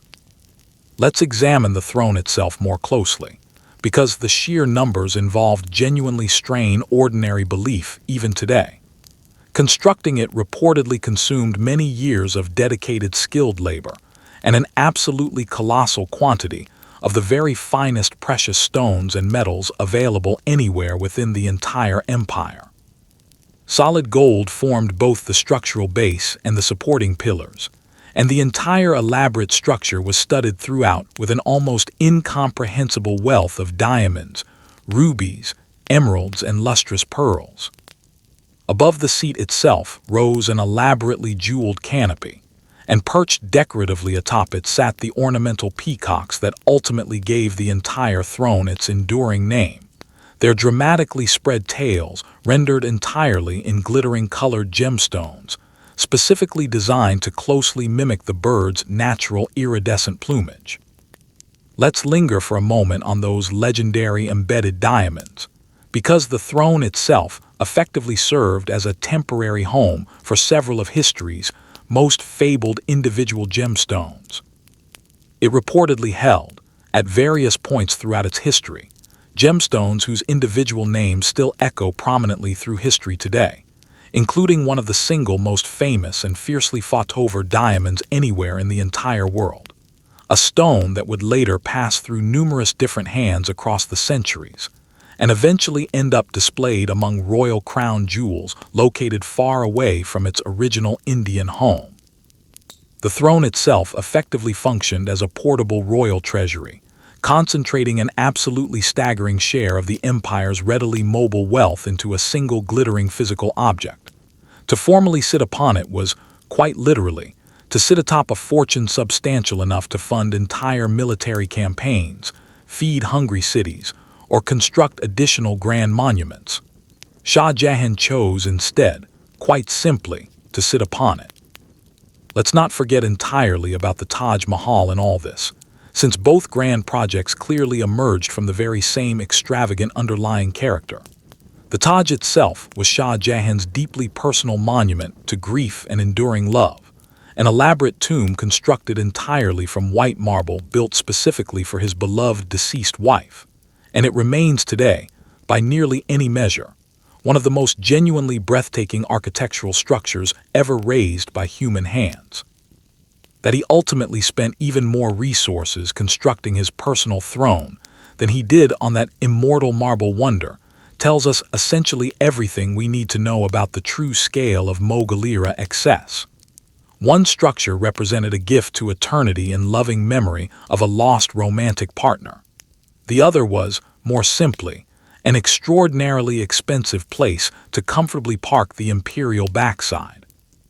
Both projects ultimately flowed from precisely the same bottomless royal appetite for beauty, entirely regardless of underlying cost. And here, finally, is the genuinely sobering epilogue to this particular story. Shah Jahan's consistently lavish spending on the elaborate throne, the magnificent Taj Mahal, and countless other grand architectural projects ultimately strained his empire's finances considerably, and his own eventual personal end proved genuinely grim. Deposed and formally imprisoned by his own ambitious son, he reportedly spent his final remaining years gazing out longingly at the distant Taj Mahal from his place of captivity, a prisoner confined within a fortress. As for the legendary peacock throne itself, it did not remain in India for very much longer. Several decades later, an invading Persian ruler carried it off entirely as spoils of war, and the throne was eventually broken apart piece by piece, its embedded jewels scattered widely across the world. The physical object itself was ultimately lost entirely to history. The single most expensive chair ever constructed now exists only within written descriptions and enduring legend. Shah Jahan had built himself an entire fortune he could physically sit upon, and in the end, both the elaborate throne and the emperor himself were ultimately carried away by historical forces entirely beyond their control. Now let's drift toward the Dutch Golden Age, where the era's wealthiest citizens genuinely lost their collective minds over, of all conceivable things, flowers. In the early 1600s, the entire Netherlands was swept up in an extraordinary speculative craze for tulip bulbs, and market prices climbed rapidly into the absolute stratosphere. At the very peak of this collective madness, a single sufficiently rare bulb could reportedly be traded for an entire canal-side house, or alternatively for a small fortune's worth of livestock, land, and silver combined. Ordinary people mortgaged absolutely everything they owned for the mere promise of a flower that might eventually bloom in a particularly striking pattern. A pattern we now understand scientifically was actually caused by a common plant virus. Then, almost entirely overnight, the speculative bubble burst completely, and countless previously wealthy men found themselves left holding what amounted to onions that were suddenly worth precisely nothing at all. It remains, quite possibly, history's single most expensive collective gardening mistake. Let's first understand why the Dutch population happened to have quite so much disposable money to spend in the first place. The Netherlands during this particular era stood as one of the genuinely richest regions anywhere on Earth, a thriving hub of global international trade with a rapidly booming merchant class flush with readily available cash and constantly searching for promising new ways to grow it further. Into this prosperous, restless economic atmosphere arrived the tulip, a striking flower newly imported from the East that quickly became an established status symbol among the wealthy merchant class. Displaying a beautiful, sufficiently rare tulip prominently in your garden effectively announced to visitors that you were a person of considerable taste and financial means. And as reliably happens with any established status symbol, once the wealthy began actively competing over acquiring them, prices naturally began climbing steadily, gently at first, and then considerably less gently as the craze intensified. Let's discuss precisely what made certain particular tulip varieties so absurdly prized among collectors. The most genuinely coveted varieties displayed dramatic streaks and flame-like patterns of contrasting color running vividly through their delicate petals, patterns that were entirely unpredictable in their appearance and genuinely dazzling to behold. What nobody at the time actually understood was that these striking visual effects were, in fact, caused directly by a viral infection within the bulb itself, meaning the very flowers people were paying such staggering fortunes to acquire were, in a very real sense, beautifully diseased specimens. Growers found themselves entirely unable to reliably reproduce these particular patterns on demand, which only made the resulting flowers considerably rarer and drove their market prices even higher still. Let's examine the speculative frenzy at its absolute peak, because the resulting numbers genuinely read as comic even by modern standards. As prices continued soaring upward, increasing numbers of ordinary citizens, not merely wealthy established merchants, began pouring their entire personal savings into speculative bulb purchases, hopping to buy low and subsequently sell considerably higher. An entire secondary market eventually developed where people actively traded not even the physical bulbs themselves, but rather formal promises to purchase bulbs at some point in the future, essentially trading futures contracts for flowers that remained, quite literally, still buried in the ground. Substantial fortunes changed hands over particular tulip varieties that virtually nobody directly involved in the transaction had actually ever personally seen. Numerous historical stories, some likely somewhat exaggerated in the retelling, describe single-prized individual bulbs trading for the equivalent price of an entire canal house, or alternatively for a genuinely dizzying combined pile of grain, oxen, cheese, silver, and fine imported cloth. A single flower bulb, reportedly, worth considerably more than an entire family home. Then, inevitably, came the sudden and dramatic crash. In the winter of 1637, at what began as an entirely ordinary scheduled bulb auction, prospective buyers simply failed to show up at the previously established asking prices. Market confidence evaporated almost instantly throughout the entire trading network. Everyone involved suddenly realized, seemingly all at once, that they had been paying full house prices for what amounted to ordinary onions, and the resulting panic to sell collapsed the entire speculative market almost overnight. Prices plummeted rapidly to a tiny fraction of their previous peak value. Those unfortunate individuals left holding physical bulbs, or holding contracts obligating them to purchase bulbs at yesterday's wildly inflated prices, found themselves financially ruined, left clutching flowers that were now worth roughly what an ordinary flower is genuinely worth. The widespread dream of easy, effortless riches had wilted away entirely within the span of just a few short days. And here, finally, is the enduring lesson that has echoed steadily down through the intervening centuries. Tulip mania is frequently held up by economists and historians alike as the classic textbook example of a speculative financial bubble. An entire society collectively convincing itself that something fundamentally ordinary was genuinely worth an absolute fortune, right up until the precise moment it very obviously wasn't. Modern historians continue to debate exactly how widespread the resulting financial ruin actually was in practice, and some of the wilder surviving historical tales were probably moralizing exaggerations added after the fact. But the underlying core truth genuinely endures regardless. Reasonable, wealthy, and otherwise intelligent people had genuinely talked themselves into trading real houses and real accumulated gold for nothing more than the promise of a single pretty flower. It stands as a permanent reminder that you don't necessarily need an emperor's boundless ego to spectacularly waste an entire fortune. Sometimes all it genuinely takes is a garden, and the widespread collective conviction that this particular time, surely, prices will only continue climbing upward.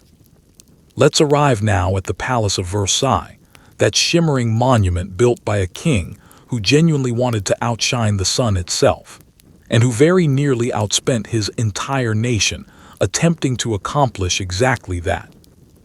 Louis XIV transformed what had originally been a rather modest royal hunting lodge into the single most opulent palace anywhere in Europe, featuring an entire grand hall lined completely in mirrors, constructed during an era when quality mirrors were genuinely worth considerably more than gold itself, alongside sprawling formal gardens containing well over 1,000 individual ornamental fountains.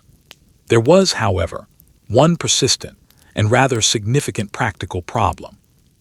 The chosen site itself possessed almost no natural water supply whatsoever, so Louis poured yet another substantial fortune into constructing enormous mechanical water-pumping devices and many miles of underground pipework specifically designed to haul water uphill from distant sources.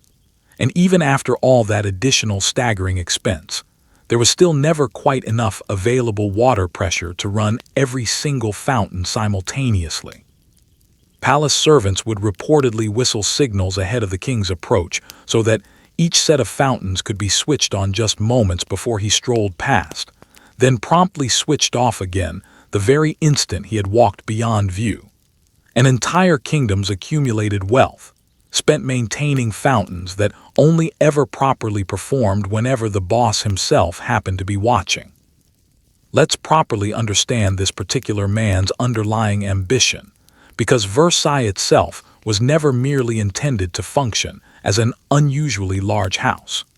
Louis XIV styled himself publicly as the Sun King, and he genuinely believed with complete sincerity that his personal glory ought to radiate outward across all of France and well beyond its borders.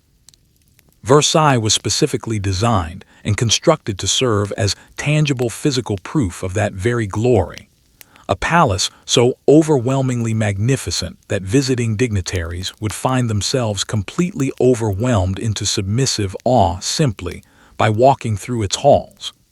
The palace additionally served as a rather clever and calculated political trap. By successfully luring France's most powerful and potentially rebellious noble families to relocate permanently to his royal court, entirely dependent upon his personal favor and constantly distracted by endless elaborate ceremony, Louis effectively kept them far too preoccupied competing over minor ceremonial privileges to ever seriously consider plotting against his rule. The palace functioned simultaneously as both an extravagant personal flex and an elaborately gilded cage for the entire French nobility. Let's discuss the famous Hall of Mirrors properly now, widely considered the single crowning jewel of this entire ambitious architectural enterprise. In the modern era, mirrors are considered a genuinely cheap, mass-produced commodity, but during Louis's own era, large, genuinely high-quality mirrors represented a fabulously expensive luxury item, and the specific manufacturing technique, required to produce the very finest examples, remained a closely guarded trade secret held exclusively by craftsmen in Venice. Louis, absolutely refusing to be outdone by any foreign rival, reportedly had skilled Venetian craftsmen quietly lured away to manufacture equivalent mirrors directly within France instead, and subsequently lined an entire grand gallery hallway with many hundreds of these individual mirrors, reflecting both the surrounding gardens and the natural light in ways that absolutely no one had ever previously witnessed. The resulting chamber became one of the single most famous rooms anywhere on the entire planet. Let's turn now to the elaborate fountains and the genuinely absurd underlying engineering problem sitting at the very heart of the entire garden complex. Louis specifically wanted to construct an entire artificial paradise built around water, well over 1,000 individual fountains, ornamental canals, and cascading waterfalls spread generously across vast, carefully landscaped grounds. Unfortunately, the chosen site for Versailles happened to sit atop an area suffering from a chronic natural water shortage, with no convenient nearby water source readily available. This inconvenient practical reality did absolutely nothing whatsoever to deter him. Instead, his engineers constructed enormous, remarkably elaborate mechanical pumping devices and lengthy aqueducts, specifically designed to forcibly drag water from distant rivers toward the palace grounds, including one particularly gigantic pumping contraption that proved to be simultaneously a genuine engineering marvel and an absolute financial money pit in roughly equal measure.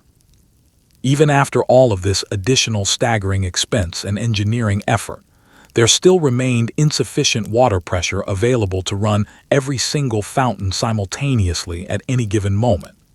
The eventual practical solution that emerged was, essentially, pure theatrical illusion. Let's fully savor that particular solution, because it perfectly captures the entire underlying spirit of Versailles as a project. Since it proved genuinely impossible to run all the elaborate fountains simultaneously, an intricate signaling system was carefully arranged specifically for the king's regular walks through the sprawling garden grounds.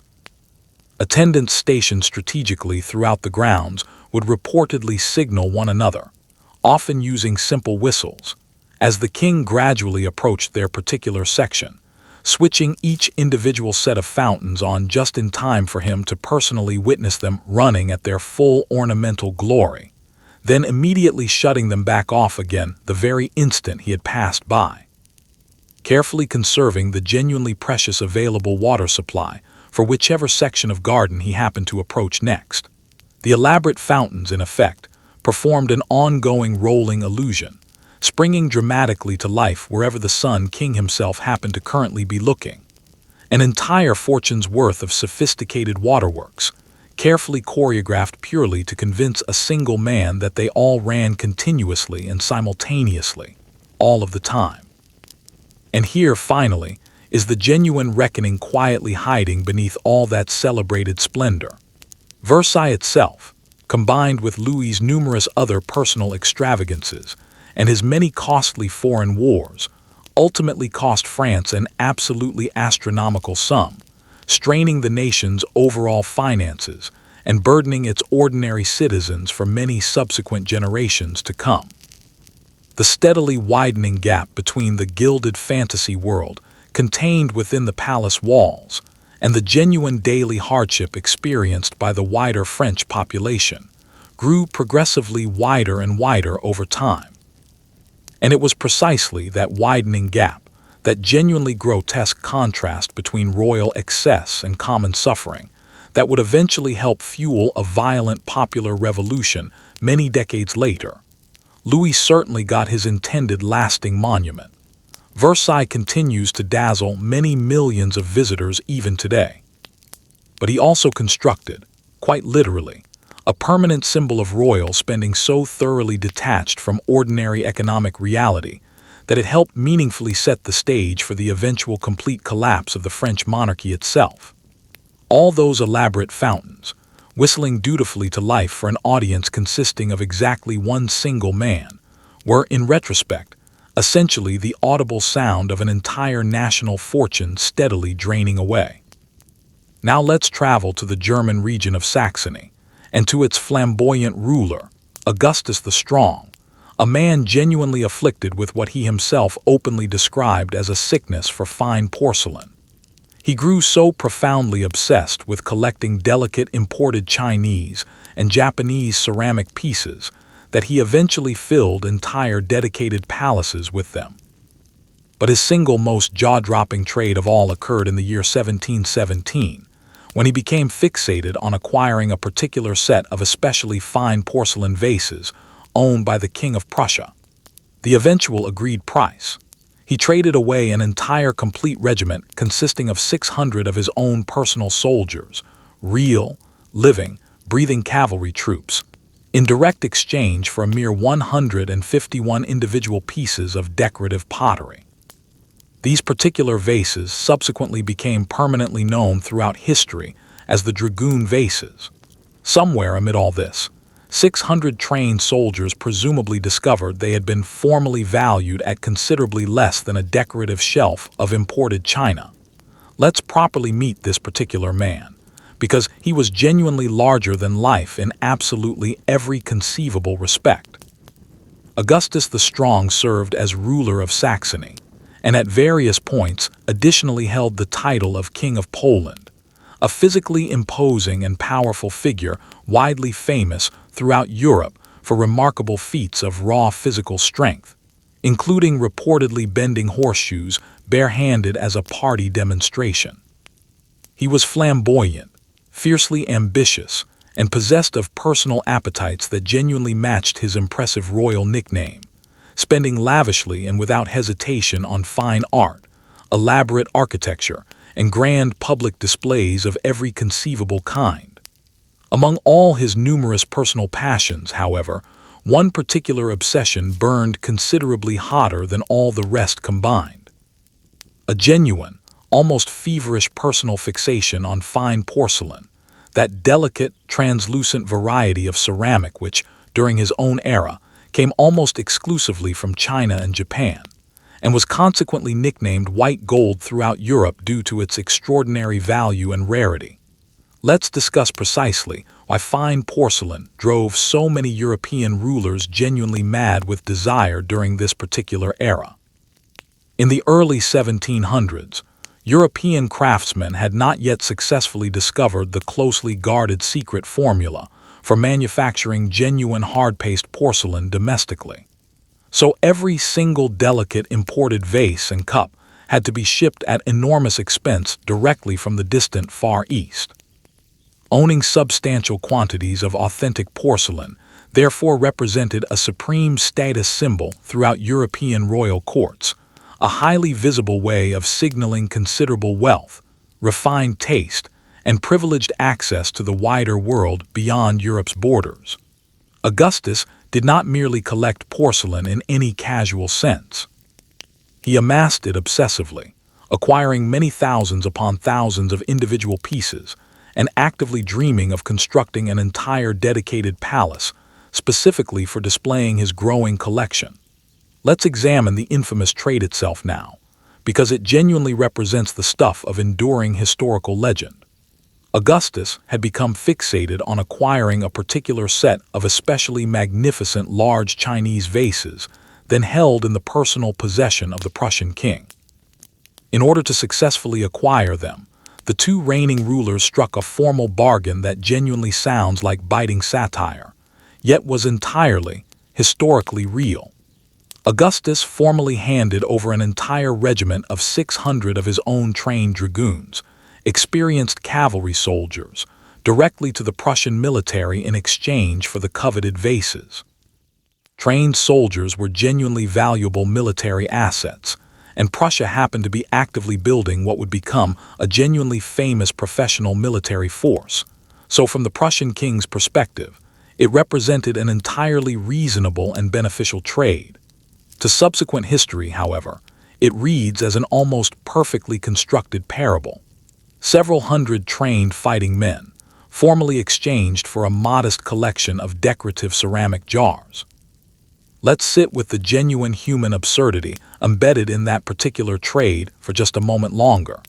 Each individual one of those 600 exchanged dragoons was, of course, an actual living person with a family, a personal history, and presumably some genuine feelings regarding being formally transferred to an entirely foreign army as direct payment for decorative pottery.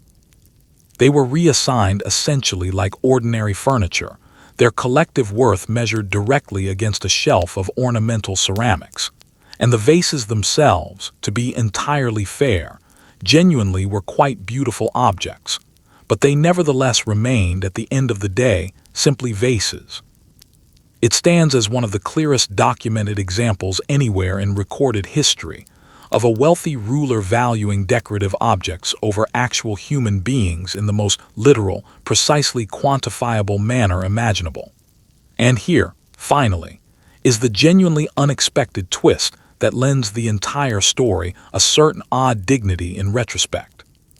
Augustus's ruinous porcelain obsession, however financially reckless it may have been, actually ended up paying off in a genuinely unexpected way over time. Determined to finally stop pouring endless fortunes into imported ceramics from across the world, he actively funded and personally pressured his court alchemists and skilled craftsmen to discover the closely guarded secret formula for manufacturing genuine porcelain domestically within Europe itself. And at Meissen, located within his own territorial lands, they ultimately succeeded in this ambitious goal. Saxony consequently became recognized as the genuine birthplace of European porcelain manufacturing, and Meissen ware subsequently became famous and genuinely valuable in its own right throughout the continent. An entire lasting industry, born essentially by accident from a single man's expensive personal fixation. So the very same ruler who had once traded away 600 trained soldiers for a collection of decorative vases also, almost entirely by accident, ended up gifting all of Europe an entirely new craft industry. His obsession was genuinely absurd, and yet, in its own peculiar way, quietly world-changing as well. Though it remains safe to assume that those 600 exchanged dragoons never did receive any formal thank you note for their unusual sacrifice. Let's slip now into pre-revolutionary France, and to the young Queen Marie Antoinette, who, thoroughly worn down by the suffocating formality of everyday court life, eventually decided that what she genuinely needed most was a private place to simply relax. And relax she did, by spending a genuine royal fortune constructing an elaborate fake peasant village directly on the palace grounds. Her charming little hamlet arrived complete with thatched-roof cottages, a fully working dairy operation, an ornamental mill, and various farm animals that were reportedly scrubbed thoroughly clean and lightly perfumed specifically ahead of her personal visits. There, she and her closest friends could dress up playfully as milkmaids and shepherdesses, pretending at a simple rural existence, all while actual struggling peasants living just beyond the palace gates genuinely struggled to afford basic bread. It amounted to an elaborate form of cottagecore fantasy centuries before the internet existed, financed entirely by a royal treasury that was rapidly, visibly running dry. Let's properly understand her personal situation first, because it genuinely does earn a small sliver of sympathy upon closer examination. Marie Antoinette arrived in France as a teenager, married off almost entirely to secure a critical political alliance between two rival nations, and was immediately thrust directly into the relentlessly rigid, suffocating rituals governing daily life at the French royal court in Versailles. Life there was constantly, relentlessly public and rigidly formal in nature. Even the simple daily act of getting dressed each morning constituted a formal ceremonial event, witnessed by crowds of assembled courtiers observing every step. This existence was, without question, glamorous on its surface, but it was simultaneously stifling, exhausting, and almost entirely devoid of any genuine personal privacy. So it isn't particularly difficult to understand why a young woman effectively trapped within that gilded fishbowl might genuinely crave some form of escape, a private corner of the world where she could pretend, even briefly, to live as an ordinary person might. The underlying problem, unfortunately, was her particular royal definition of what counted as ordinary.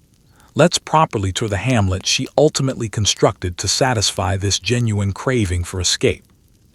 Tucked discreetly away on the palace grounds near a smaller private residence, Marie Antoinette personally commissioned an idealized model village, an entire cluster of picturesque cottages featuring thatched roofs and deliberately rustic charm, specifically designed to appear humble and naturally weathered despite being brand new. But this carefully constructed humility was, in reality, an extraordinarily costly illusion. Behind those quaint, deliberately weathered peasant facades lay genuinely comfortable, elegantly appointed interior spaces. There existed an actual working farm and dairy operation on the grounds, tended continuously by real hired laborers, allowing the queen to stroll leisurely through her personal fantasy of simple country life, without ever experiencing any of the genuine dirt, sweat, or physical hardship that actual rural peasant life would have involved. Let's discuss the actual performance of rural life itself, because that theatrical performance genuinely represented the entire underlying point of the elaborate construction. Marie Antoinette and her close circle of friends would regularly retreat to this hamlet, specifically to play at being simple country folk, dressing themselves in charming, deliberately fashionable approximations of authentic peasant clothing, and amusing themselves with gentle, thoroughly sanitized versions of ordinary farm tasks. The persistent historical story claiming that the dairy cows and their immediate surroundings were specifically cleaned and lightly perfumed ahead of her scheduled arrivals captures this underlying spirit perfectly, regardless of whether every specific detail is literally, historically accurate. This represented rural life with absolutely all genuine discomfort surgically removed in advance. A carefully constructed theme park of peasantry, enjoyed entirely by the very woman occupying the absolute top of the social system that simultaneously kept actual peasants trapped in genuine poverty. The gap separating this elaborate fantasy from everyday reality could scarcely have been wider. Let's connect this elaborate personal fantasy to the wider world existing beyond the palace walls, because that connection is precisely where the entire story curdles from relatively harmless personal whimsy into something considerably darker. While the young queen played contentedly at being a milkmaid within her spotless private hamlet, France as a nation was steadily sliding toward genuine financial crisis, and its ordinary citizens increasingly faced rapidly rising prices alongside genuine, widespread hunger. Marie Antoinette gradually became a lightning rod for accumulating public anger, cast within the popular imagination as a powerful symbol of royal frivolity and callous indifference, apparently spending extravagantly on gowns, jewelry, gambling debts, and elaborate rustic playgrounds while the wider country genuinely suffered around her. Whether or not she was truly as carelessly indifferent as the popular caricature eventually suggested, that particular damaging image firmly stuck in the public consciousness. And public images, as history repeatedly demonstrates, can prove every bit as powerful as documented facts once an entire nation grows sufficiently angry. And here, finally, is the genuinely grim conclusion that no amount of charming thatched roof aesthetics could ever hope to soften. The accumulated public resentment that figures like Marie Antoinette came to visibly embody ultimately helped fuel the French Revolution itself, which violently swept away the entire monarchy in an overwhelming wave of popular fury. The young queen who had once constructed an elaborate, pretend village specifically to escape the constant pressures of royal life ultimately lost absolutely everything, including her own life, to a furious public that had gradually come to view her as the very embodiment of a decadent, thoroughly out-of-touch ruling elite. Her modest little hamlet still stands today at Versailles, remaining quaint and peaceful, regularly visited by curious tourists from around the world.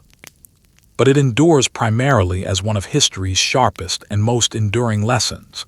That playing convincingly at being poor represents a genuine luxury available only to the truly wealthy, and that the considerable distance separating a queen's private fantasy from her subjects' harsh daily reality can, in the end, ultimately prove fatal. Now let's travel to the imperial court of China during the 1800s, and to the formidable Empress Dowager Cixi, who effectively ruled the vast empire from behind the formal throne and spent accumulated state funds, as though the money would genuinely never run out. Her single most famous act of extravagance represents a thing of genuinely beautiful, pure nonsense. Substantial government funds had originally been carefully set aside specifically to modernize China's aging naval fleet. Desperately needed modern warships required to adequately defend the nation's vulnerable coastline.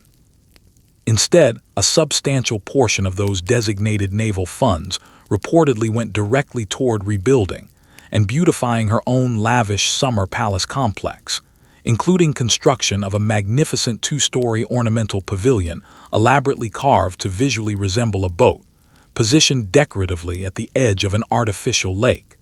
This structure is, in fact, constructed entirely from solid marble. It has never sailed anywhere at all throughout its entire existence.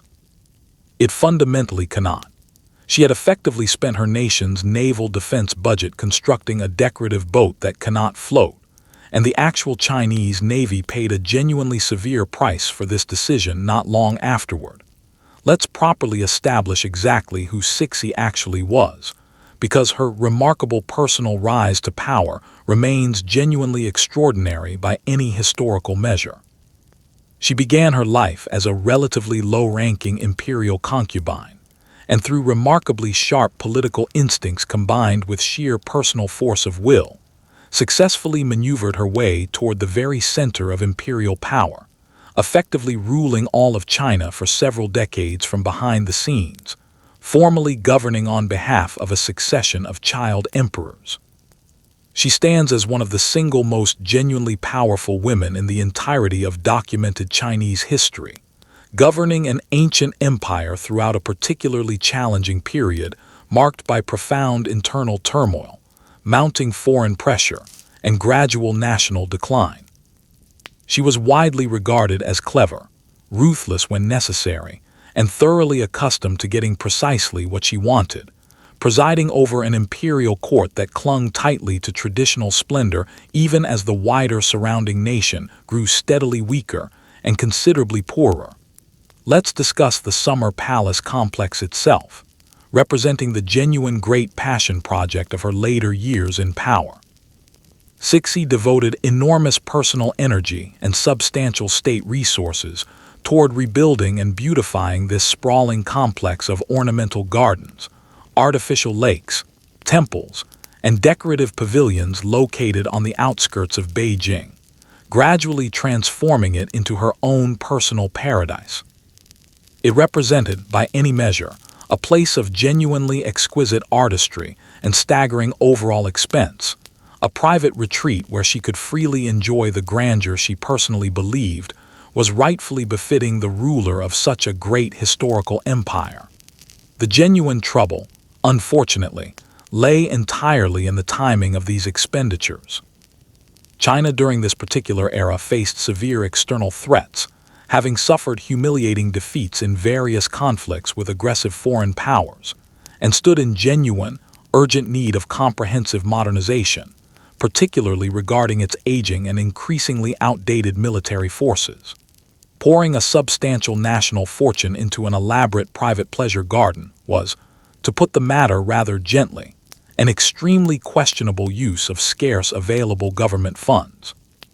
Let's examine the infamous marble boat itself now, because it genuinely represents the single perfect visual symbol capturing the entire affair.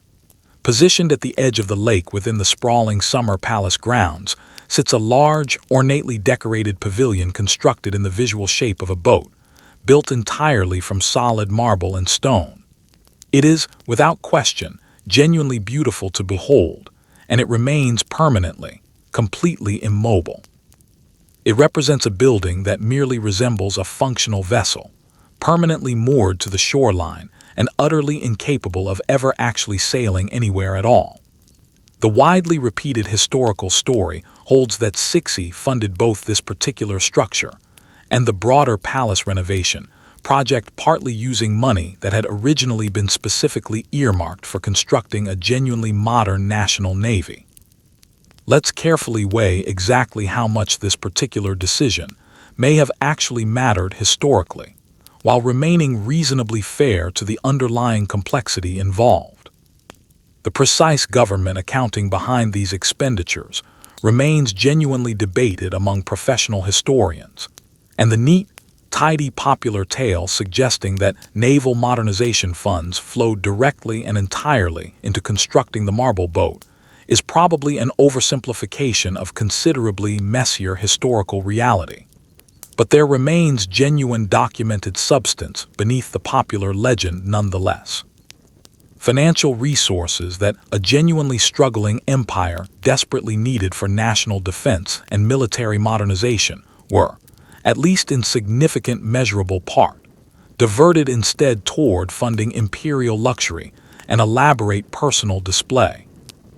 And China's chronically underfunded, increasingly outdated navy subsequently went on to suffer a genuinely devastating military defeat against Japan in a war fought near the very end of that century, a catastrophic national humiliation that shook the entire empire to its foundational core. The resulting historical contrast essentially writes itself without further embellishment.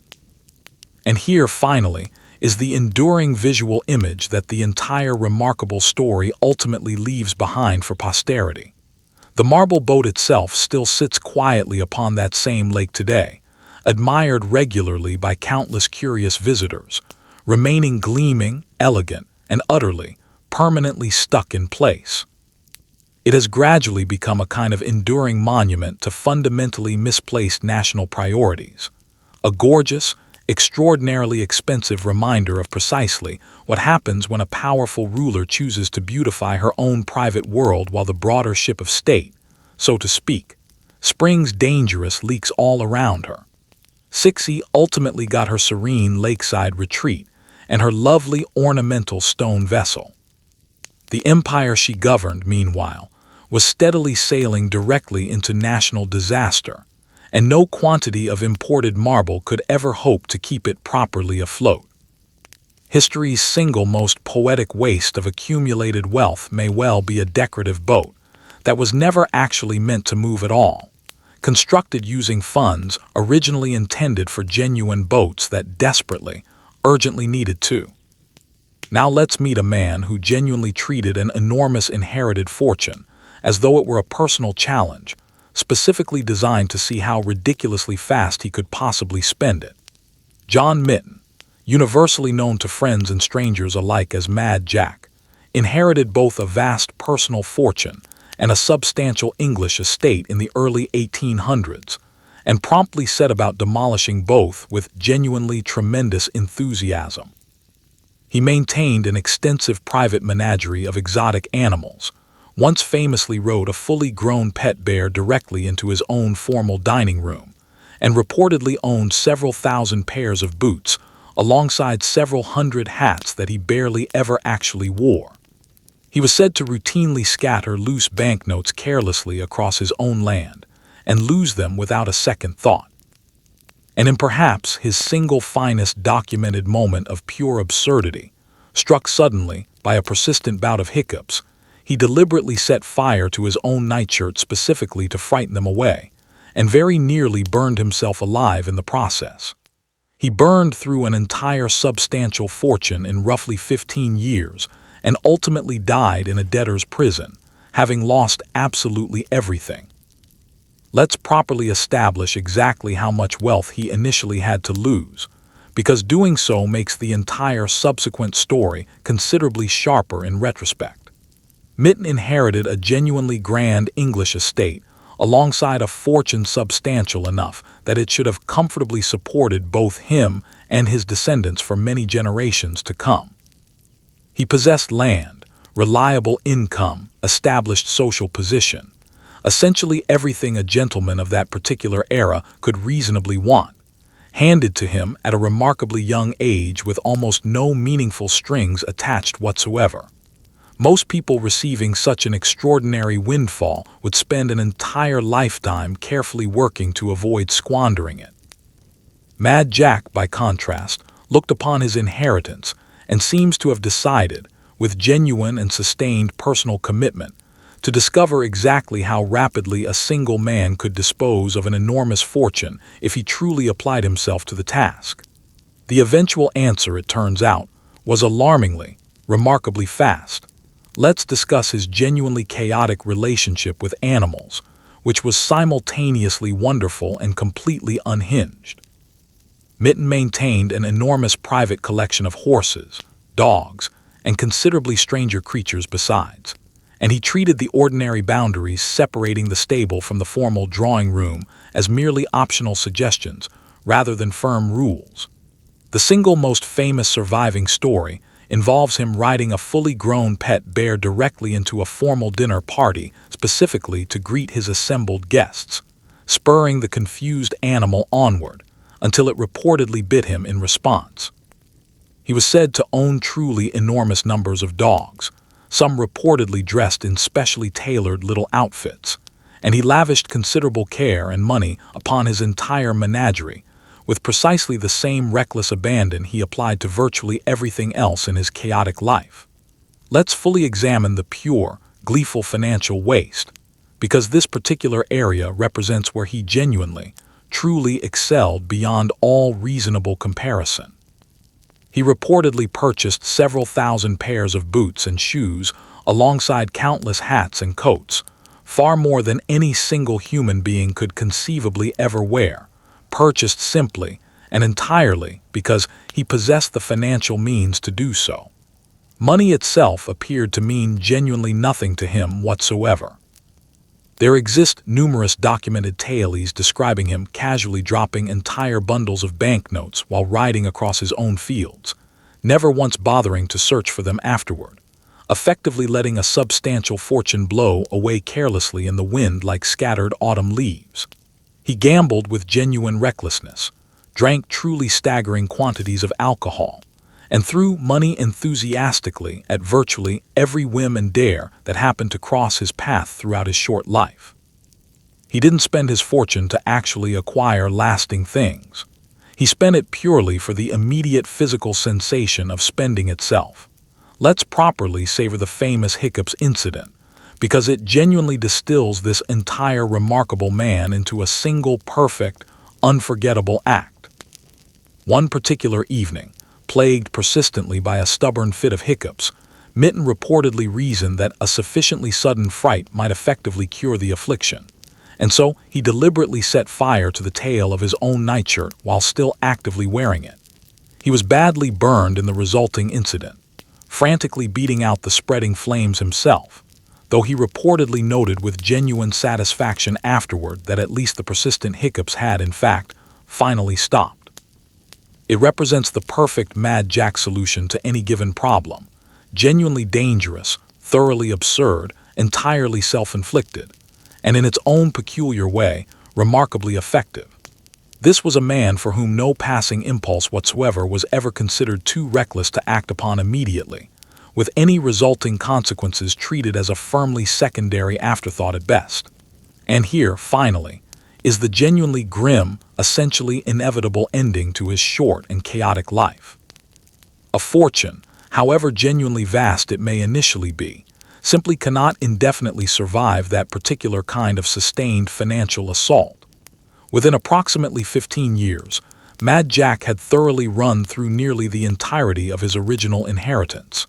His land was sold off, his money was gone, and his health was thoroughly wrecked by decades of heavy drinking combined with constant daredevil behavior. He eventually fled abroad specifically to escape his mounting creditors, but it ultimately proved entirely futile, and he died relatively young, confined within a debtor's prison, completely broken. He had originally been handed one of the more genuinely enviable lives available to an Englishman of his particular era, and he had torched the entirety of it, almost quite literally, purely for the immediate fun of doing so. Mad Jack Mitten remains history's purest documented example of a man who wasted an entire fortune not out of personal ego or any particular obsession, but simply because the physical act of burning through money made him feel genuinely alive, right up until the precise moment it ultimately left him with absolutely nothing at all remaining. Let's drift now toward the picturesque mountains of Bavaria, and to its genuinely dreamy young King Ludwig II, a monarch far more sincerely interested in fairy tales than in the actual practical business of governing a real kingdom.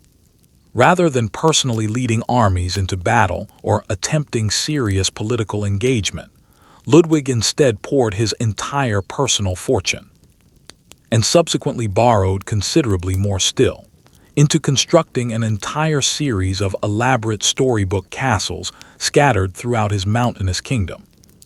There was the soaring, dramatically turreted fantasy castle that would later directly inspire a certain world-famous theme park's own iconic castle, an elaborate palace deliberately modeled after Versailles, complete with its own dedicated hall of mirrors, and elaborate decorative grottos featuring artificial lakes illuminated in constantly shifting colors specifically for private evening performances. He built these elaborate structures entirely for himself alone, frequently refusing to permit anyone else inside to view them. His personal spending eventually grew so thoroughly out of control that his own government ministers formally declared him unfit to continue ruling, and shortly afterward, he was discovered mysteriously dead within a nearby lake. His elaborate castles, ironically enough, now earn an absolute fortune annually through international tourism. Let's properly understand this particular king himself, because he was, by any reasonable measure, a genuinely tragic and deeply romantic figure. Ludwig ascended to the Bavarian throne as a notably shy, remarkably handsome young man whose entire soul was steeped deeply in mythology, music, and abstract beauty, possessing very little genuine appetite for the grubby practical business of actually governing a real kingdom. He became a passionate, devoted patron of the composer Richard Wagner, whose elaborate operatic worlds filled with knights, mythical swans, and ancient legends captured Ludwig's romantic imagination entirely and completely. Increasingly withdrawn from ordinary reality and its accumulated disappointments, he retreated ever deeper into elaborate personal fantasy. And crucially, he possessed the entire accumulated wealth of a kingdom with which to make those fantasies physically, tangibly real. That particular combination represents a genuinely dangerous one indeed, a committed dreamer given unrestricted access to a national treasury. Let's discuss the most famous of his elaborate creations, the particular castle that genuinely looks as though it stepped directly out of a children's storybook. Perched dramatically atop a rugged mountain hillside against a stunning backdrop of alpine peaks, it bristles visually with soaring towers, decorative turrets, and elegant spires, forming an idealized medieval fortress that was never actually intended to defend anything whatsoever in a practical military sense. Inside, its numerous rooms were elaborately decorated with painted scenes, drawn directly from the legends and operas that Ludwig so deeply adored throughout his life. It functioned essentially as a private theatrical stage, set for an elaborate personal fairy tale in which he himself served as the lonely central hero. So visually striking is its distinctive silhouette that it would, several generations later, help directly inspire the famous castle logo of a well-known American animation studio. Let's tour a little further still, because Ludwig certainly did not stop at constructing only one elaborate castle. Elsewhere within his kingdom, he constructed an entire lavish palace deliberately modeled closely after Louis XIV's Versailles, complete with its own dazzling dedicated hall of mirrors, serving as a personal tribute to the absolute European monarchs he genuinely idealized and secretly wished he could personally emulate. He constructed elaborate decorative grottos and private pleasure retreats as well, including one artificial cave featuring an internal lake, where he could be personally rowed about aboard an ornamental swan-shaped boat, illuminated throughout by colored lights that continuously shifted hue purely for his own private evening amusement. These various structures were never genuinely intended to function as practical homes in any ordinary sense. They represented, instead, entirely immersive fantasy environments constructed at genuinely colossal expense, built for an audience consisting of exactly one solitary, lonely king who frequently preferred to enjoy them in complete isolation. Let's discuss precisely how his available money eventually ran out entirely, because it did so in genuinely spectacular fashion. Ludwig spent his own considerable personal fortune first, and subsequently borrowed extremely heavily afterward, sinking his entire personal finances into these endless architectural projects, with essentially no regard whatsoever for their genuinely bottomless accumulated cost. His mounting personal debts grew increasingly alarming over time, and his government ministers grew genuinely horrified, not necessarily because the Bavarian state itself was directly funding these projects, but rather because the king's increasingly reckless personal spending, combined with his growing reclusive, eccentric behavior, seemed to genuinely threaten overall political stability. Eventually, his ministers took the drastic step of having him formally declared clinically insane, and therefore unfit to continue ruling, deposing their own dreaming king, specifically on the stated grounds that his elaborate personal fantasies had spun entirely and dangerously out of practical control. And here, finally, is the genuinely mysterious, deeply melancholy ending that permanently sealed his enduring historical legend.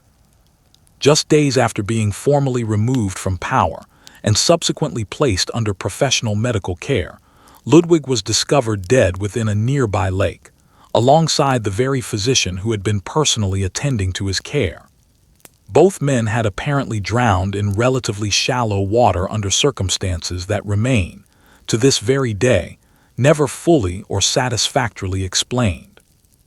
Was it a deliberate suicide, a tragic accident, a failed escape attempt gone terribly wrong, or something considerably darker still? Nobody genuinely knows for certain, and the enduring mystery only deepens his romantic historical aura even further. But here is the truly delicious final irony concluding his story. The very same castles that were widely branded at the time as ruinous, financially reckless follies, the extravagances that ultimately helped cost Ludwig both his crown and quite possibly his life as well, are today counted among the most heavily visited tourist attractions anywhere in the entire world, drawing many millions of paying visitors annually and earning back far more revenue than they ever originally cost to construct. The dreamer was widely mocked and called mad for building them during his lifetime. The dreamer, as it eventually turned out, had actually built rather better than anyone around him ever truly realized at the time. Let's return now to England, and to one of its genuinely wealthiest men, William Beckford, heir to an absolutely immense sugar fortune, who decided that what the entire world truly needed most was the tallest, most dramatically imposing private home imaginable anywhere. He commissioned the construction of Fonthill Abbey, a colossal mock cathedral crowned by a soaring tower reaching many hundreds of feet directly into the sky above.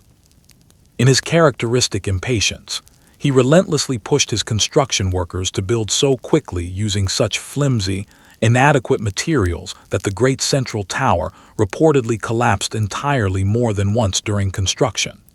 He simply rebuilt it each time, driving his exhausted workers day and night without rest, and eventually moved personally into his enormous, echoing architectural folly.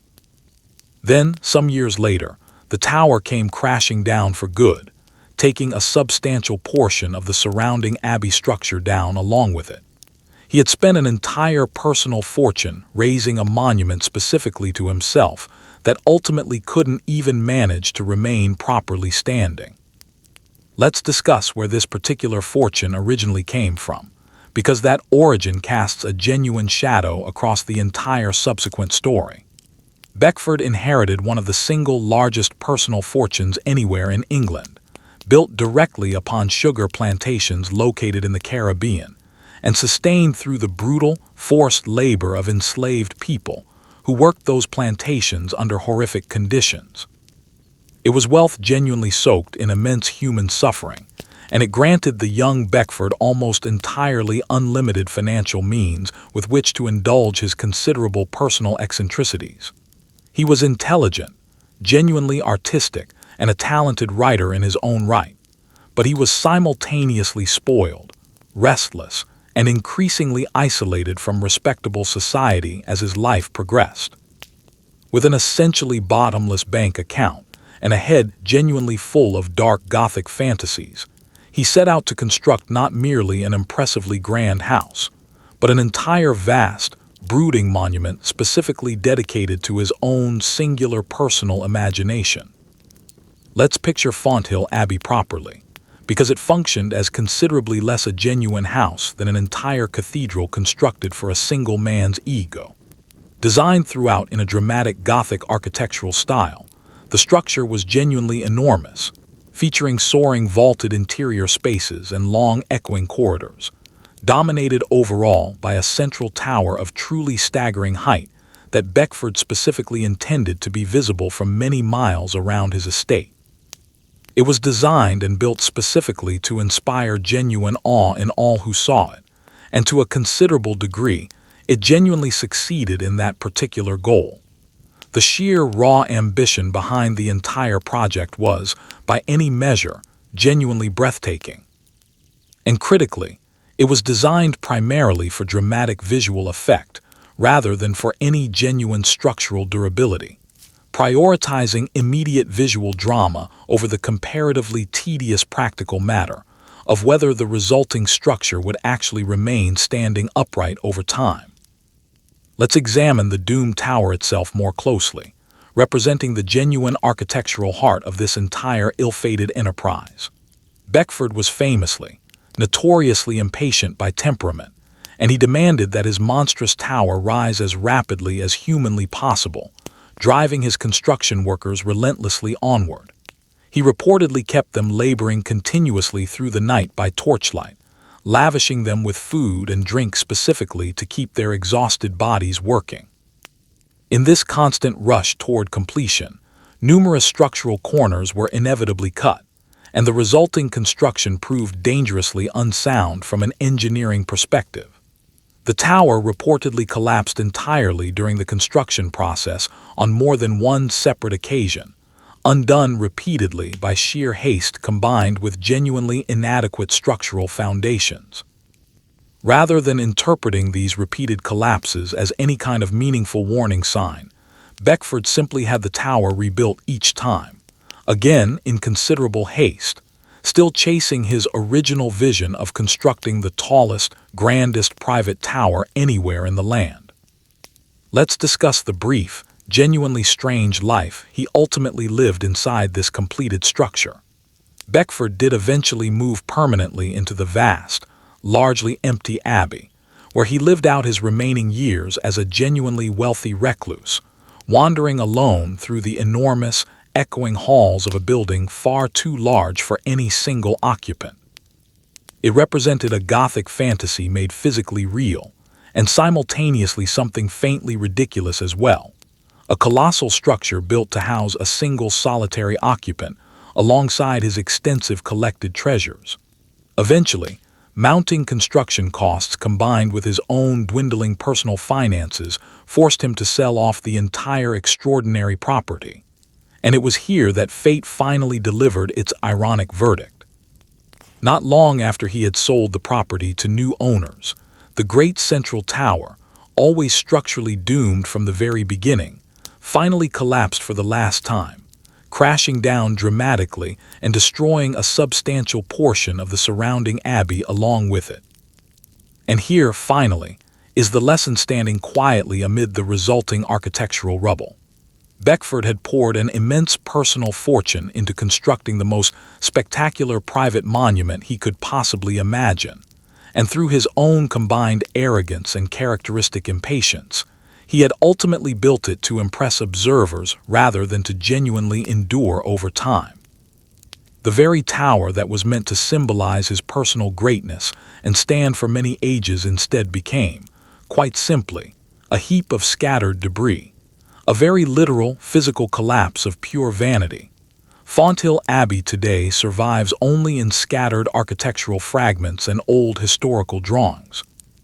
It stands as a genuine cautionary tale regarding what inevitably happens when essentially limitless money meets equally limitless personal ego, combined with a complete and total disregard for solid structural foundations. Let's cross the Atlantic now to Gilded Age New York, where the fabulously wealthy routinely threw elaborate parties specifically designed to socially humiliate one another through sheer competitive generosity. Alva Vanderbilt, having married into one of America's genuinely wealthiest families, grew increasingly frustrated that the established old money social elite steadfastly refused to formally accept her family into their exclusive circles. Her eventual solution, arrived at in the year 1883, was to host a costume ball so extraordinarily extravagant that absolutely everyone who mattered socially would find themselves desperately begging for a coveted invitation. She spent a sum equivalent to many millions of dollars in modern currency on elaborate decorations, fresh flowers, and seemingly endless flowing champagne, transforming her private mansion into a genuine fairytale palace for a single unforgettable evening. The reigning queen of established New York society, desperate to secure a coveted invitation for her own daughter, eventually swallowed her considerable pride and formally paid Alva a personal visit. One single elaborate party, and the previously locked doors of established high society swung wide open at last. Mission thoroughly accomplished, treasury noticeably lightened in the process. Let's understand the genuinely strange social battlefield she found herself actively fighting upon.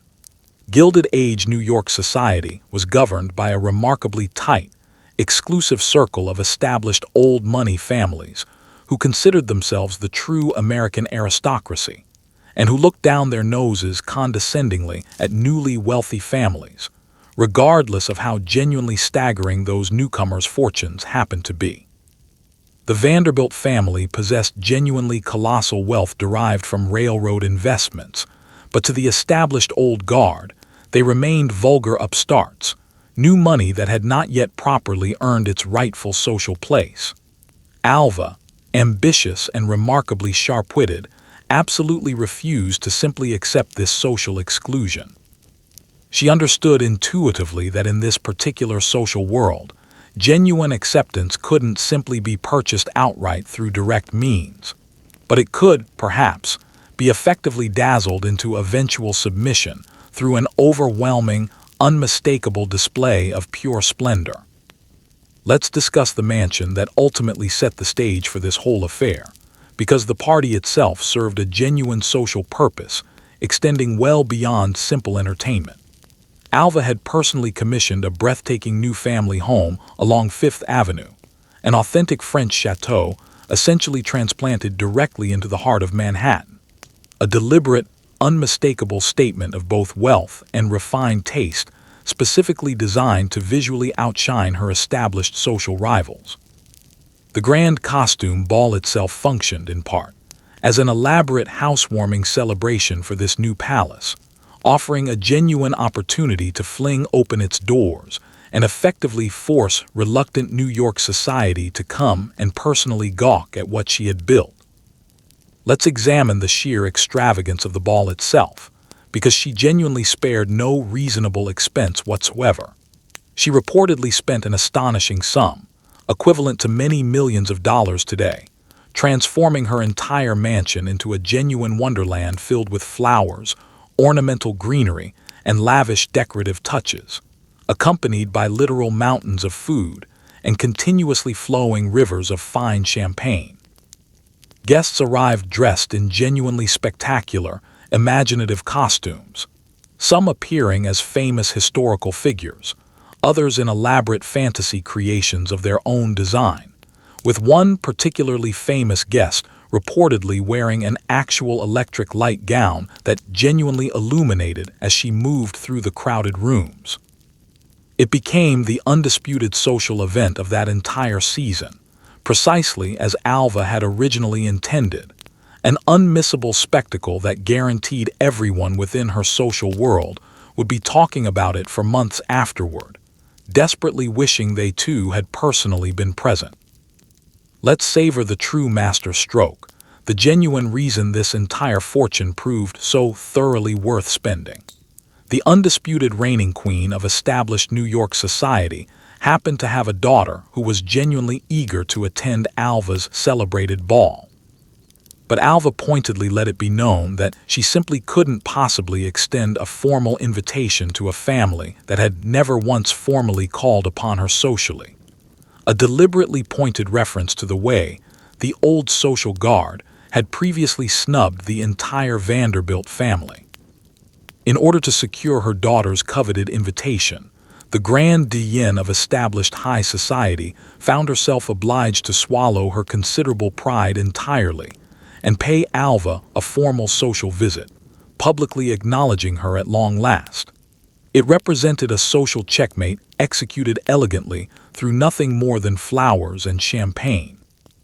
By successfully enforcing that formal visit, Alva had effectively compelled the very heart of old New York society to accept the Vanderbilt family as genuine social equals at last.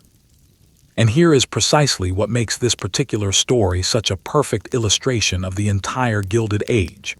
Alva Vanderbilt spent a genuine fortune on a single memorable evening, and unlike so many other figures throughout tonight's story, she received exactly what she had paid for. The ball itself was never really about the flowers, or the food, or even the dazzling costumes on display. It represented a calculated, deliberate purchase of genuine social status, and it worked absolutely flawlessly. In one single glittering night, she successfully battered down the social walls that had previously kept her family excluded, and installed the Vanderbilts firmly and permanently among New York's social elite.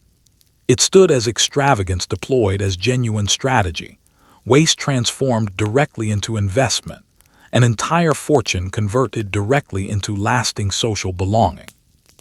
Now let's visit the hilltop kingdom of William Randolph Hearst, the powerful newspaper magnate who constructed an entire castle in California, stuffed generously with genuine treasures imported from across the old world. Hearst collected on a scale that genuinely beggars belief even today. Entire ceilings, complete rooms, and even whole buildings were shipped across the ocean, carefully numbered stone by individual stone. He once purchased an entire ancient Spanish monastery, had it painstakingly and carefully dismantled, packed the resulting pieces into more than 10,000 separate wooden crates, and shipped the whole disassembled structure across the ocean to America. Then, having already spent a considerable fortune transporting an entire monastery halfway around the world, he more or less simply lost interest in the project, and the crates sat forgotten in storage for several subsequent decades. He possessed so much accumulated wealth that he could genuinely afford to purchase history itself, and then simply forget entirely where he had originally put it. Let's establish the genuine scale of this man's wealth and personal appetite for collecting. Hearst built an extensive media empire spanning numerous newspapers and magazines that made him one of the single most powerful and genuinely wealthy men anywhere in America. And he spent with an abandon that genuinely matched his considerable fortune. His great personal passion was collecting, and he pursued this passion not as some casual gentleman's hobby, but rather as an unstoppable force of nature, hoovering up fine art, antiques, tapestries, statues, and architectural fragments from across the entirety of Europe on a scale genuinely substantial enough to reshape the international art market itself. He wasn't content merely to purchase paintings for hanging on his walls. He purchased the walls themselves, the ceilings above them, and occasionally entire buildings, systematically dismantling the treasures of the old world specifically to reassemble them within his new American estate. Let's discuss the castle that all of this extensive collecting was ultimately meant to fill. High atop a hill along the California coastline, Hearst constructed a sprawling estate of genuinely astonishing opulence, commonly referred to simply as Hearst Castle. It represented a fantasy of soaring towers, ornamental pools, and lavishly decorated rooms, surrounded by extensive gardens and even a private zoo housing exotic animals. Into this remarkable estate, he poured his endless personal acquisitions: genuine antique ceilings installed directly overhead, ancient carved fireplaces salvaged from European estates, authentic Roman statues, medieval tapestries, and entire rooms transplanted wholesale from European palaces. It functioned considerably less as an ordinary private house than as an entire museum, assembled entirely by a single obsessive collector possessing genuinely unlimited available funds. Let's turn to the monastery itself, because it perfectly captures the underlying madness inherent in his extensive collecting habits. Hearst purchased an old Spanish monastery, an entire ancient religious complex, and had it painstakingly disassembled stone by individual stone. Each carefully numbered stone was wrapped, packed, and catalogued, ultimately filling many thousands of separate wooden crates, then shipped across the Atlantic Ocean to America at genuinely enormous transportation expense. His original plan involved reassembling the entire structure like the world's most expensive and historically significant jigsaw puzzle. It represented an act of collecting so genuinely grandiose that it bordered on the surreal. Who, after all, purchases an entire monastery and arranges to mail it home? Let's discuss the genuinely deflating twist to this particular story, because it remains so gloriously and relatably human. Having gone to all that considerable trouble and expense to acquire and transport the entire monastery, Hearst's original plans eventually changed. His personal finances gradually tightened, and his attention wandered elsewhere, as it frequently did among his many mountains of accumulated purchases. The countless crates containing numbered stones were never actually reassembled into his estate as originally intended. Instead, they simply sat in commercial storage for many years, an entire dismantled monastery quietly gathering dust, its ancient stones carefully catalogued yet ultimately abandoned. He had purchased a genuine piece of history, and then, in effect, entirely misplaced it, so thoroughly overwhelmed by the sheer volume of his own extensive collecting that an entire building could simply slip his mind. And here is the genuinely strange, lasting legacy of it all. Hearst's collecting habit grew so vast over time that at certain points, he barely knew the full extent of what he actually owned, with treasures crated and warehoused in quantities that no single person could ever properly display or genuinely enjoy in full.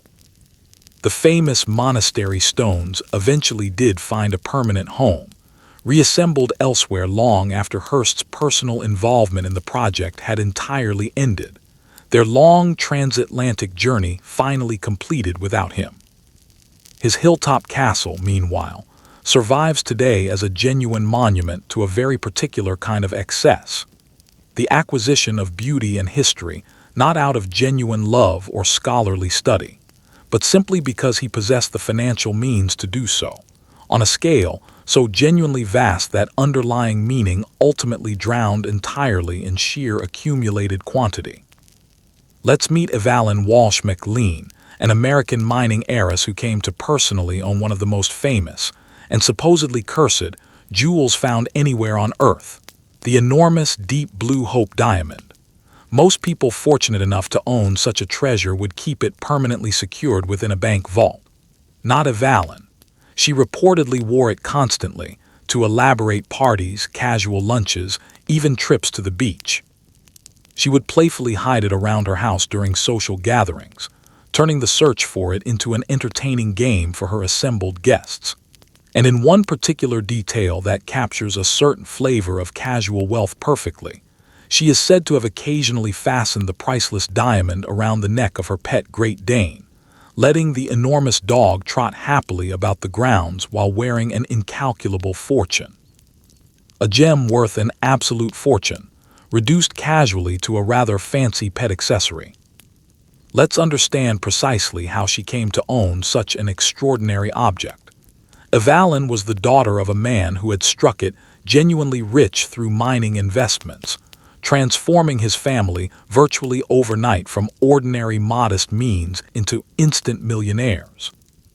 She grew up surrounded by sudden, dizzying wealth, gradually developing a genuine taste for the finest and most extravagant things life could possibly offer, alongside an attitude toward money that became famously carefree throughout her adult life.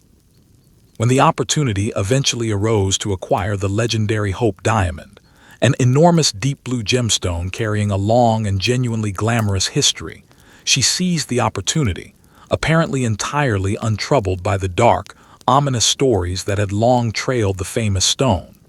To Evelyn, the fabled curse wasn't remotely a warning to be heeded. It was practically a compelling selling point in its own right. Let's discuss that famous curse, because it forms a genuine part of what made the diamond so notorious throughout history. Over many preceding centuries, the Hope Diamond had accumulated a persistent reputation for bringing genuine misfortune, even sudden death, to whoever happened to own it. An enduring legend of doom passed carefully from hand to hand alongside the physical stone itself. Reasonably sensible people might well have found this ominous reputation sufficient reason to keep their distance entirely. Evelyn, quite characteristically, was thoroughly delighted by it instead. She reportedly regarded the ominous surrounding tailies as a kind of charming personal novelty, and even had the stone formally blessed by a religious figure, then proceeded to wear it constantly with cheerful defiance, almost as though daring the ancient curse to do its very worst against her. Let's examine precisely how she treated this priceless object day to day, because her approach was genuinely, gloriously casual. Rather than locking the diamond away as some sacred, untouchable treasure, Evelyn incorporated it seamlessly into her everyday life with an almost comic degree of nonchalance. She wore it constantly, to both grand formal parties and entirely mundane outings alike, treating it considerably less as a museum-quality piece than as simply her favorite everyday accessory. At her own lavish social gatherings, she reportedly enjoyed hiding the enormous gem somewhere throughout her house or garden, letting her delighted, often mildly intoxicated guests hunt eagerly for it, effectively turning one of the single most valuable jewels anywhere in the world into the prize for an impromptu party game. Let's savor that dog collar detail once more, because it truly represents the perfect crowning touch to her entire story.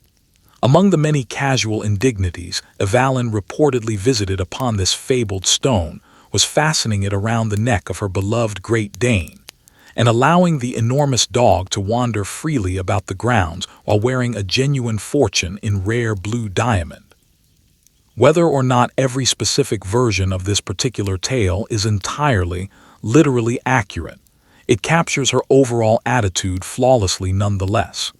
Here was an object that reigning kings had once coveted and ancient legends had genuinely cursed, and Evelyn used it, quite simply, to accessorize her family pet. And here is the genuinely poignant note quietly hiding beneath all the glamour. For all her characteristic breezy defiance, Evelyn's own personal life was, in fact, marked by genuine tragedy and considerable loss throughout her years, circumstances which those inclined toward believing in the ancient curse were understandably quick to attribute directly to the stone itself. She spent quite lavishly throughout her entire life, at times running through substantial portions of her family fortune, with precisely the same carelessness she displayed toward the diamond.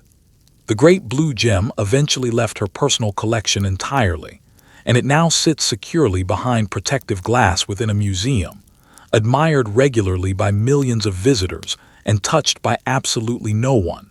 Its many decades of wandering finally, permanently over. Now let's sit down to dinner with Diamond Jim Brady, a Gilded Age businessman famous throughout his era for precisely two things: his genuinely staggering mountain of personal jewelry and his truly heroic personal appetite for food. Brady reportedly owned several thousand individual diamonds, alongside an elaborate jewel-encrusted collection suitable for nearly any conceivable occasion. But it was ultimately his legendary eating habits that became the stuff of enduring popular legend.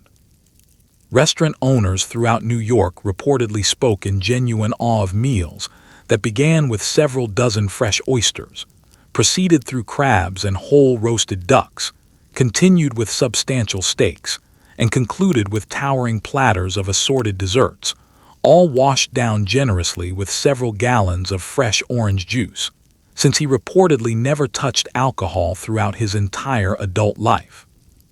When he eventually died, examining physicians were reportedly genuinely astonished to discover that his stomach was several times larger than that found in an ordinary person.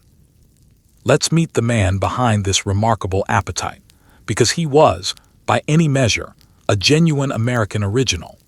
Brady rose from genuinely humble beginnings to considerable wealth working as a salesman and financier within the rapidly booming American railroad industry, and he embraced his resulting fortune with wholehearted, entirely unapologetic flamboyance. He genuinely loved being noticed by others, and he made absolutely certain that he consistently was, becoming one of the truly great characters of Gilded Age New York society. He was widely regarded as generous, jovial, and thoroughly larger than life in every conceivable sense. Nobody, but nobody, throughout that entire glittering era, was ever more spectacular seated at the dinner table. Let's discuss the diamonds that ultimately gave him his famous nickname, because his personal jewelry collection was, in itself, a genuine spectacle. Brady owned an enormous personal collection of gemstones, reportedly numbering several thousand individual diamonds alongside numerous other precious stones, and he wore them all with genuine, joyful excess. He maintained separate jeweled sets specifically for different occasions, featuring studded rings, glittering shirt studs, ornate cufflinks, and elaborate watch chains, and he took considerable delight in dazzling absolutely everyone he happened to meet throughout his daily life. Let's turn now to the eating itself, because this is precisely where Diamond Jim ultimately passed into genuine legend. The various documented stories describing his enormous meals sound so extravagant that they might well be invented entirely, and they may indeed be somewhat exaggerated, but they were nevertheless told with genuine awe by the finest professional restaurateurs of that entire era. A single sitting might reportedly begin with several dozen fresh oysters, move steadily through crabs and lobsters, continue through several substantial main courses of duck, steak, and assorted game meats, and finally conclude with genuine mountains of pastries and assorted sweets. He was famously fond of fresh orange juice, reportedly drinking it by the gallon since he entirely avoided alcohol throughout his life. He approached each dinner not as a simple meal, but rather as a complete event unto itself, an endurance feat performed with tremendous personal gusto and genuinely staggering physical capacity. Let's discuss the anatomical punchline concluding his remarkable story, because it provides the entire legend with a genuinely jaw-dropping finish. Diamond Jim's appetite was reportedly so genuinely prodigious that, according to the famous surviving account, when he eventually died and examining physicians conducted their assessment, they discovered his stomach was several times larger than that found in an entirely ordinary person. Whether or not this particular measurement proves precisely accurate by modern medical standards, it became the perfect concluding capstone to his considerable reputation, seeming to confirm that his monumental, legendary eating represented no mere idle boast, but rather a genuine physical marvel in its own right. And here is the reflection quietly tucked within all that recorded gluttony. Diamond Jim Brady spent his considerable fortune not on distant castles or elaborate jeweled thrones, but rather on the genuinely pure sensory pleasures available in each passing moment. the sparkle of endless diamonds, and the groaning excess of endless, elaborate food. It represented consumption in the most literal possible sense, wealth converted directly into pure spectacle and immediate sensation, with essentially nothing built to genuinely outlast him. Yet he remains, even today, one of the most fondly remembered figures of that entire Gilded Age, precisely because his particular brand of waste was so genuinely joyful and so relatably human throughout.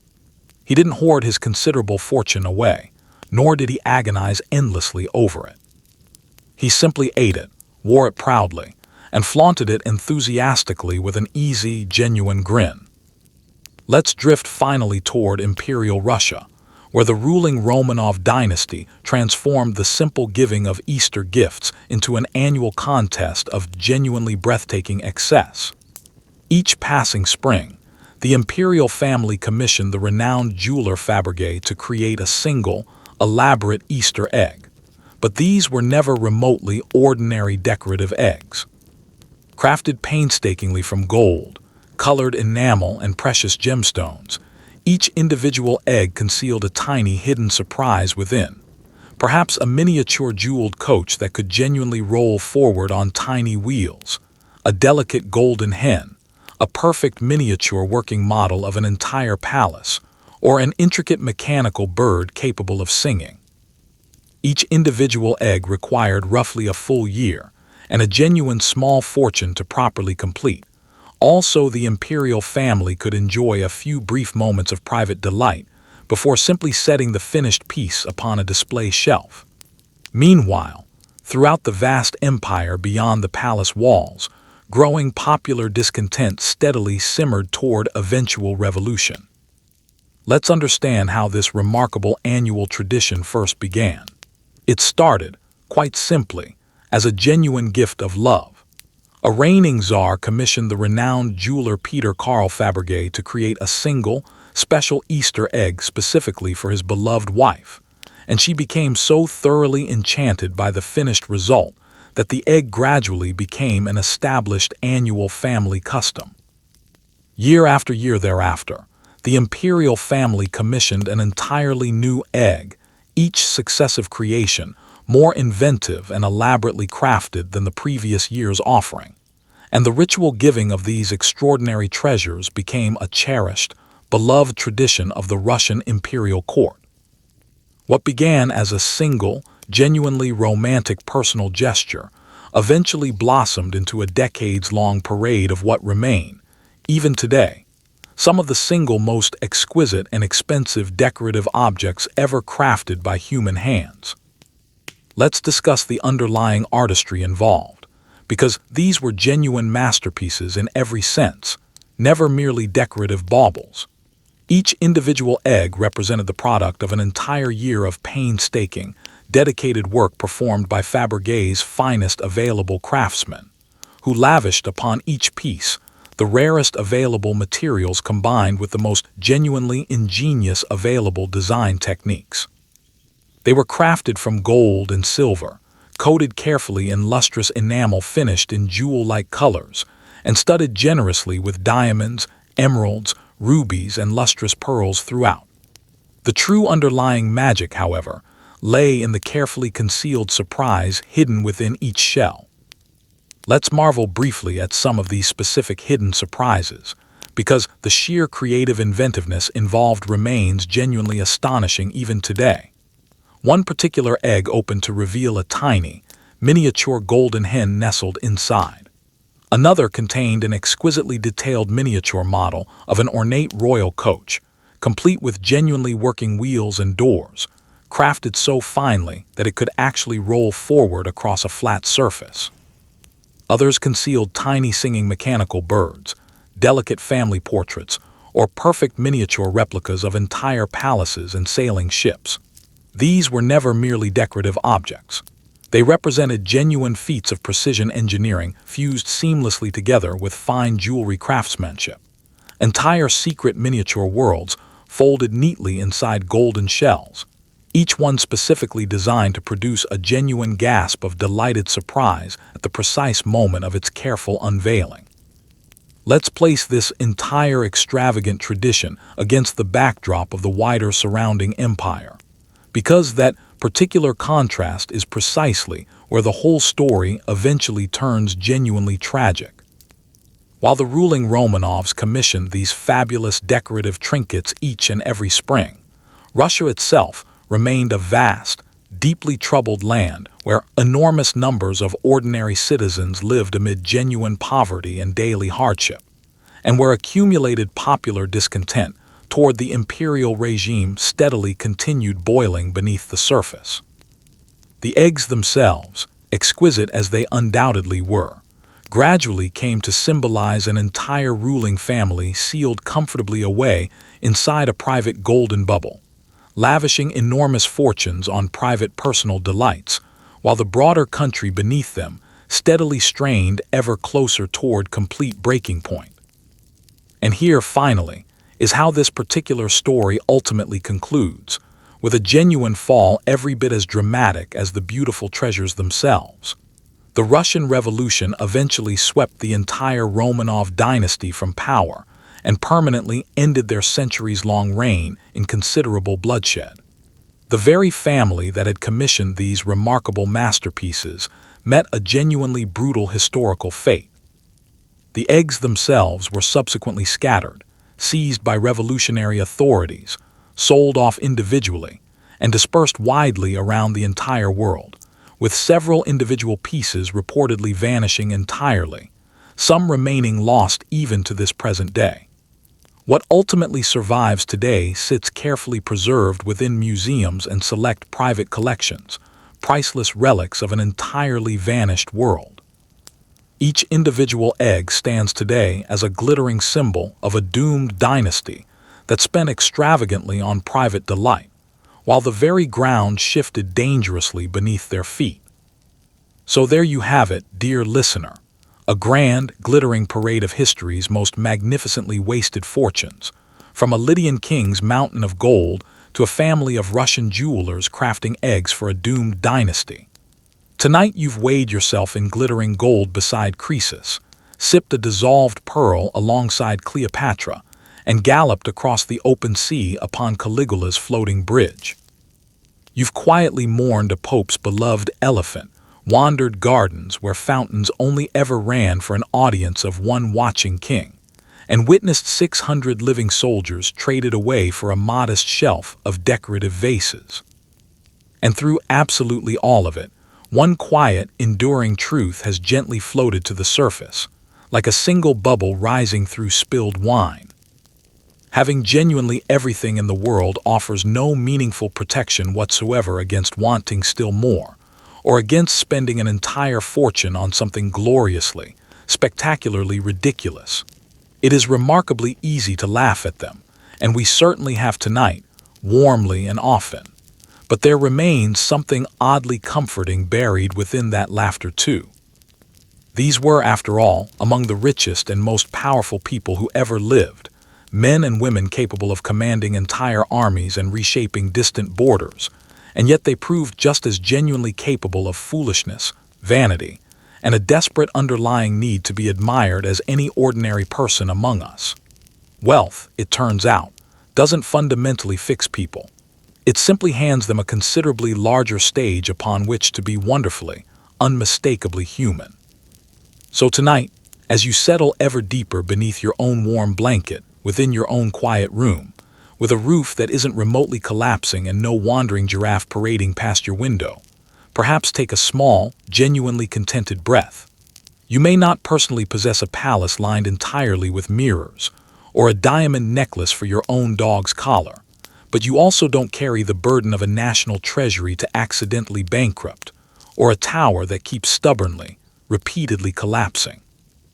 The simple comforts you genuinely possess right now, rest, warmth, a still and peaceful moment, represent precisely the things that all their accumulated gold could never reliably purchase for them. Because in the end, history's wealthiest people leave us not with envy, but with a gentle, understanding smile, and the quiet, comforting reminder that a genuinely good night's sleep has always remained the one true luxury that costs absolutely nothing at all. Sleep well.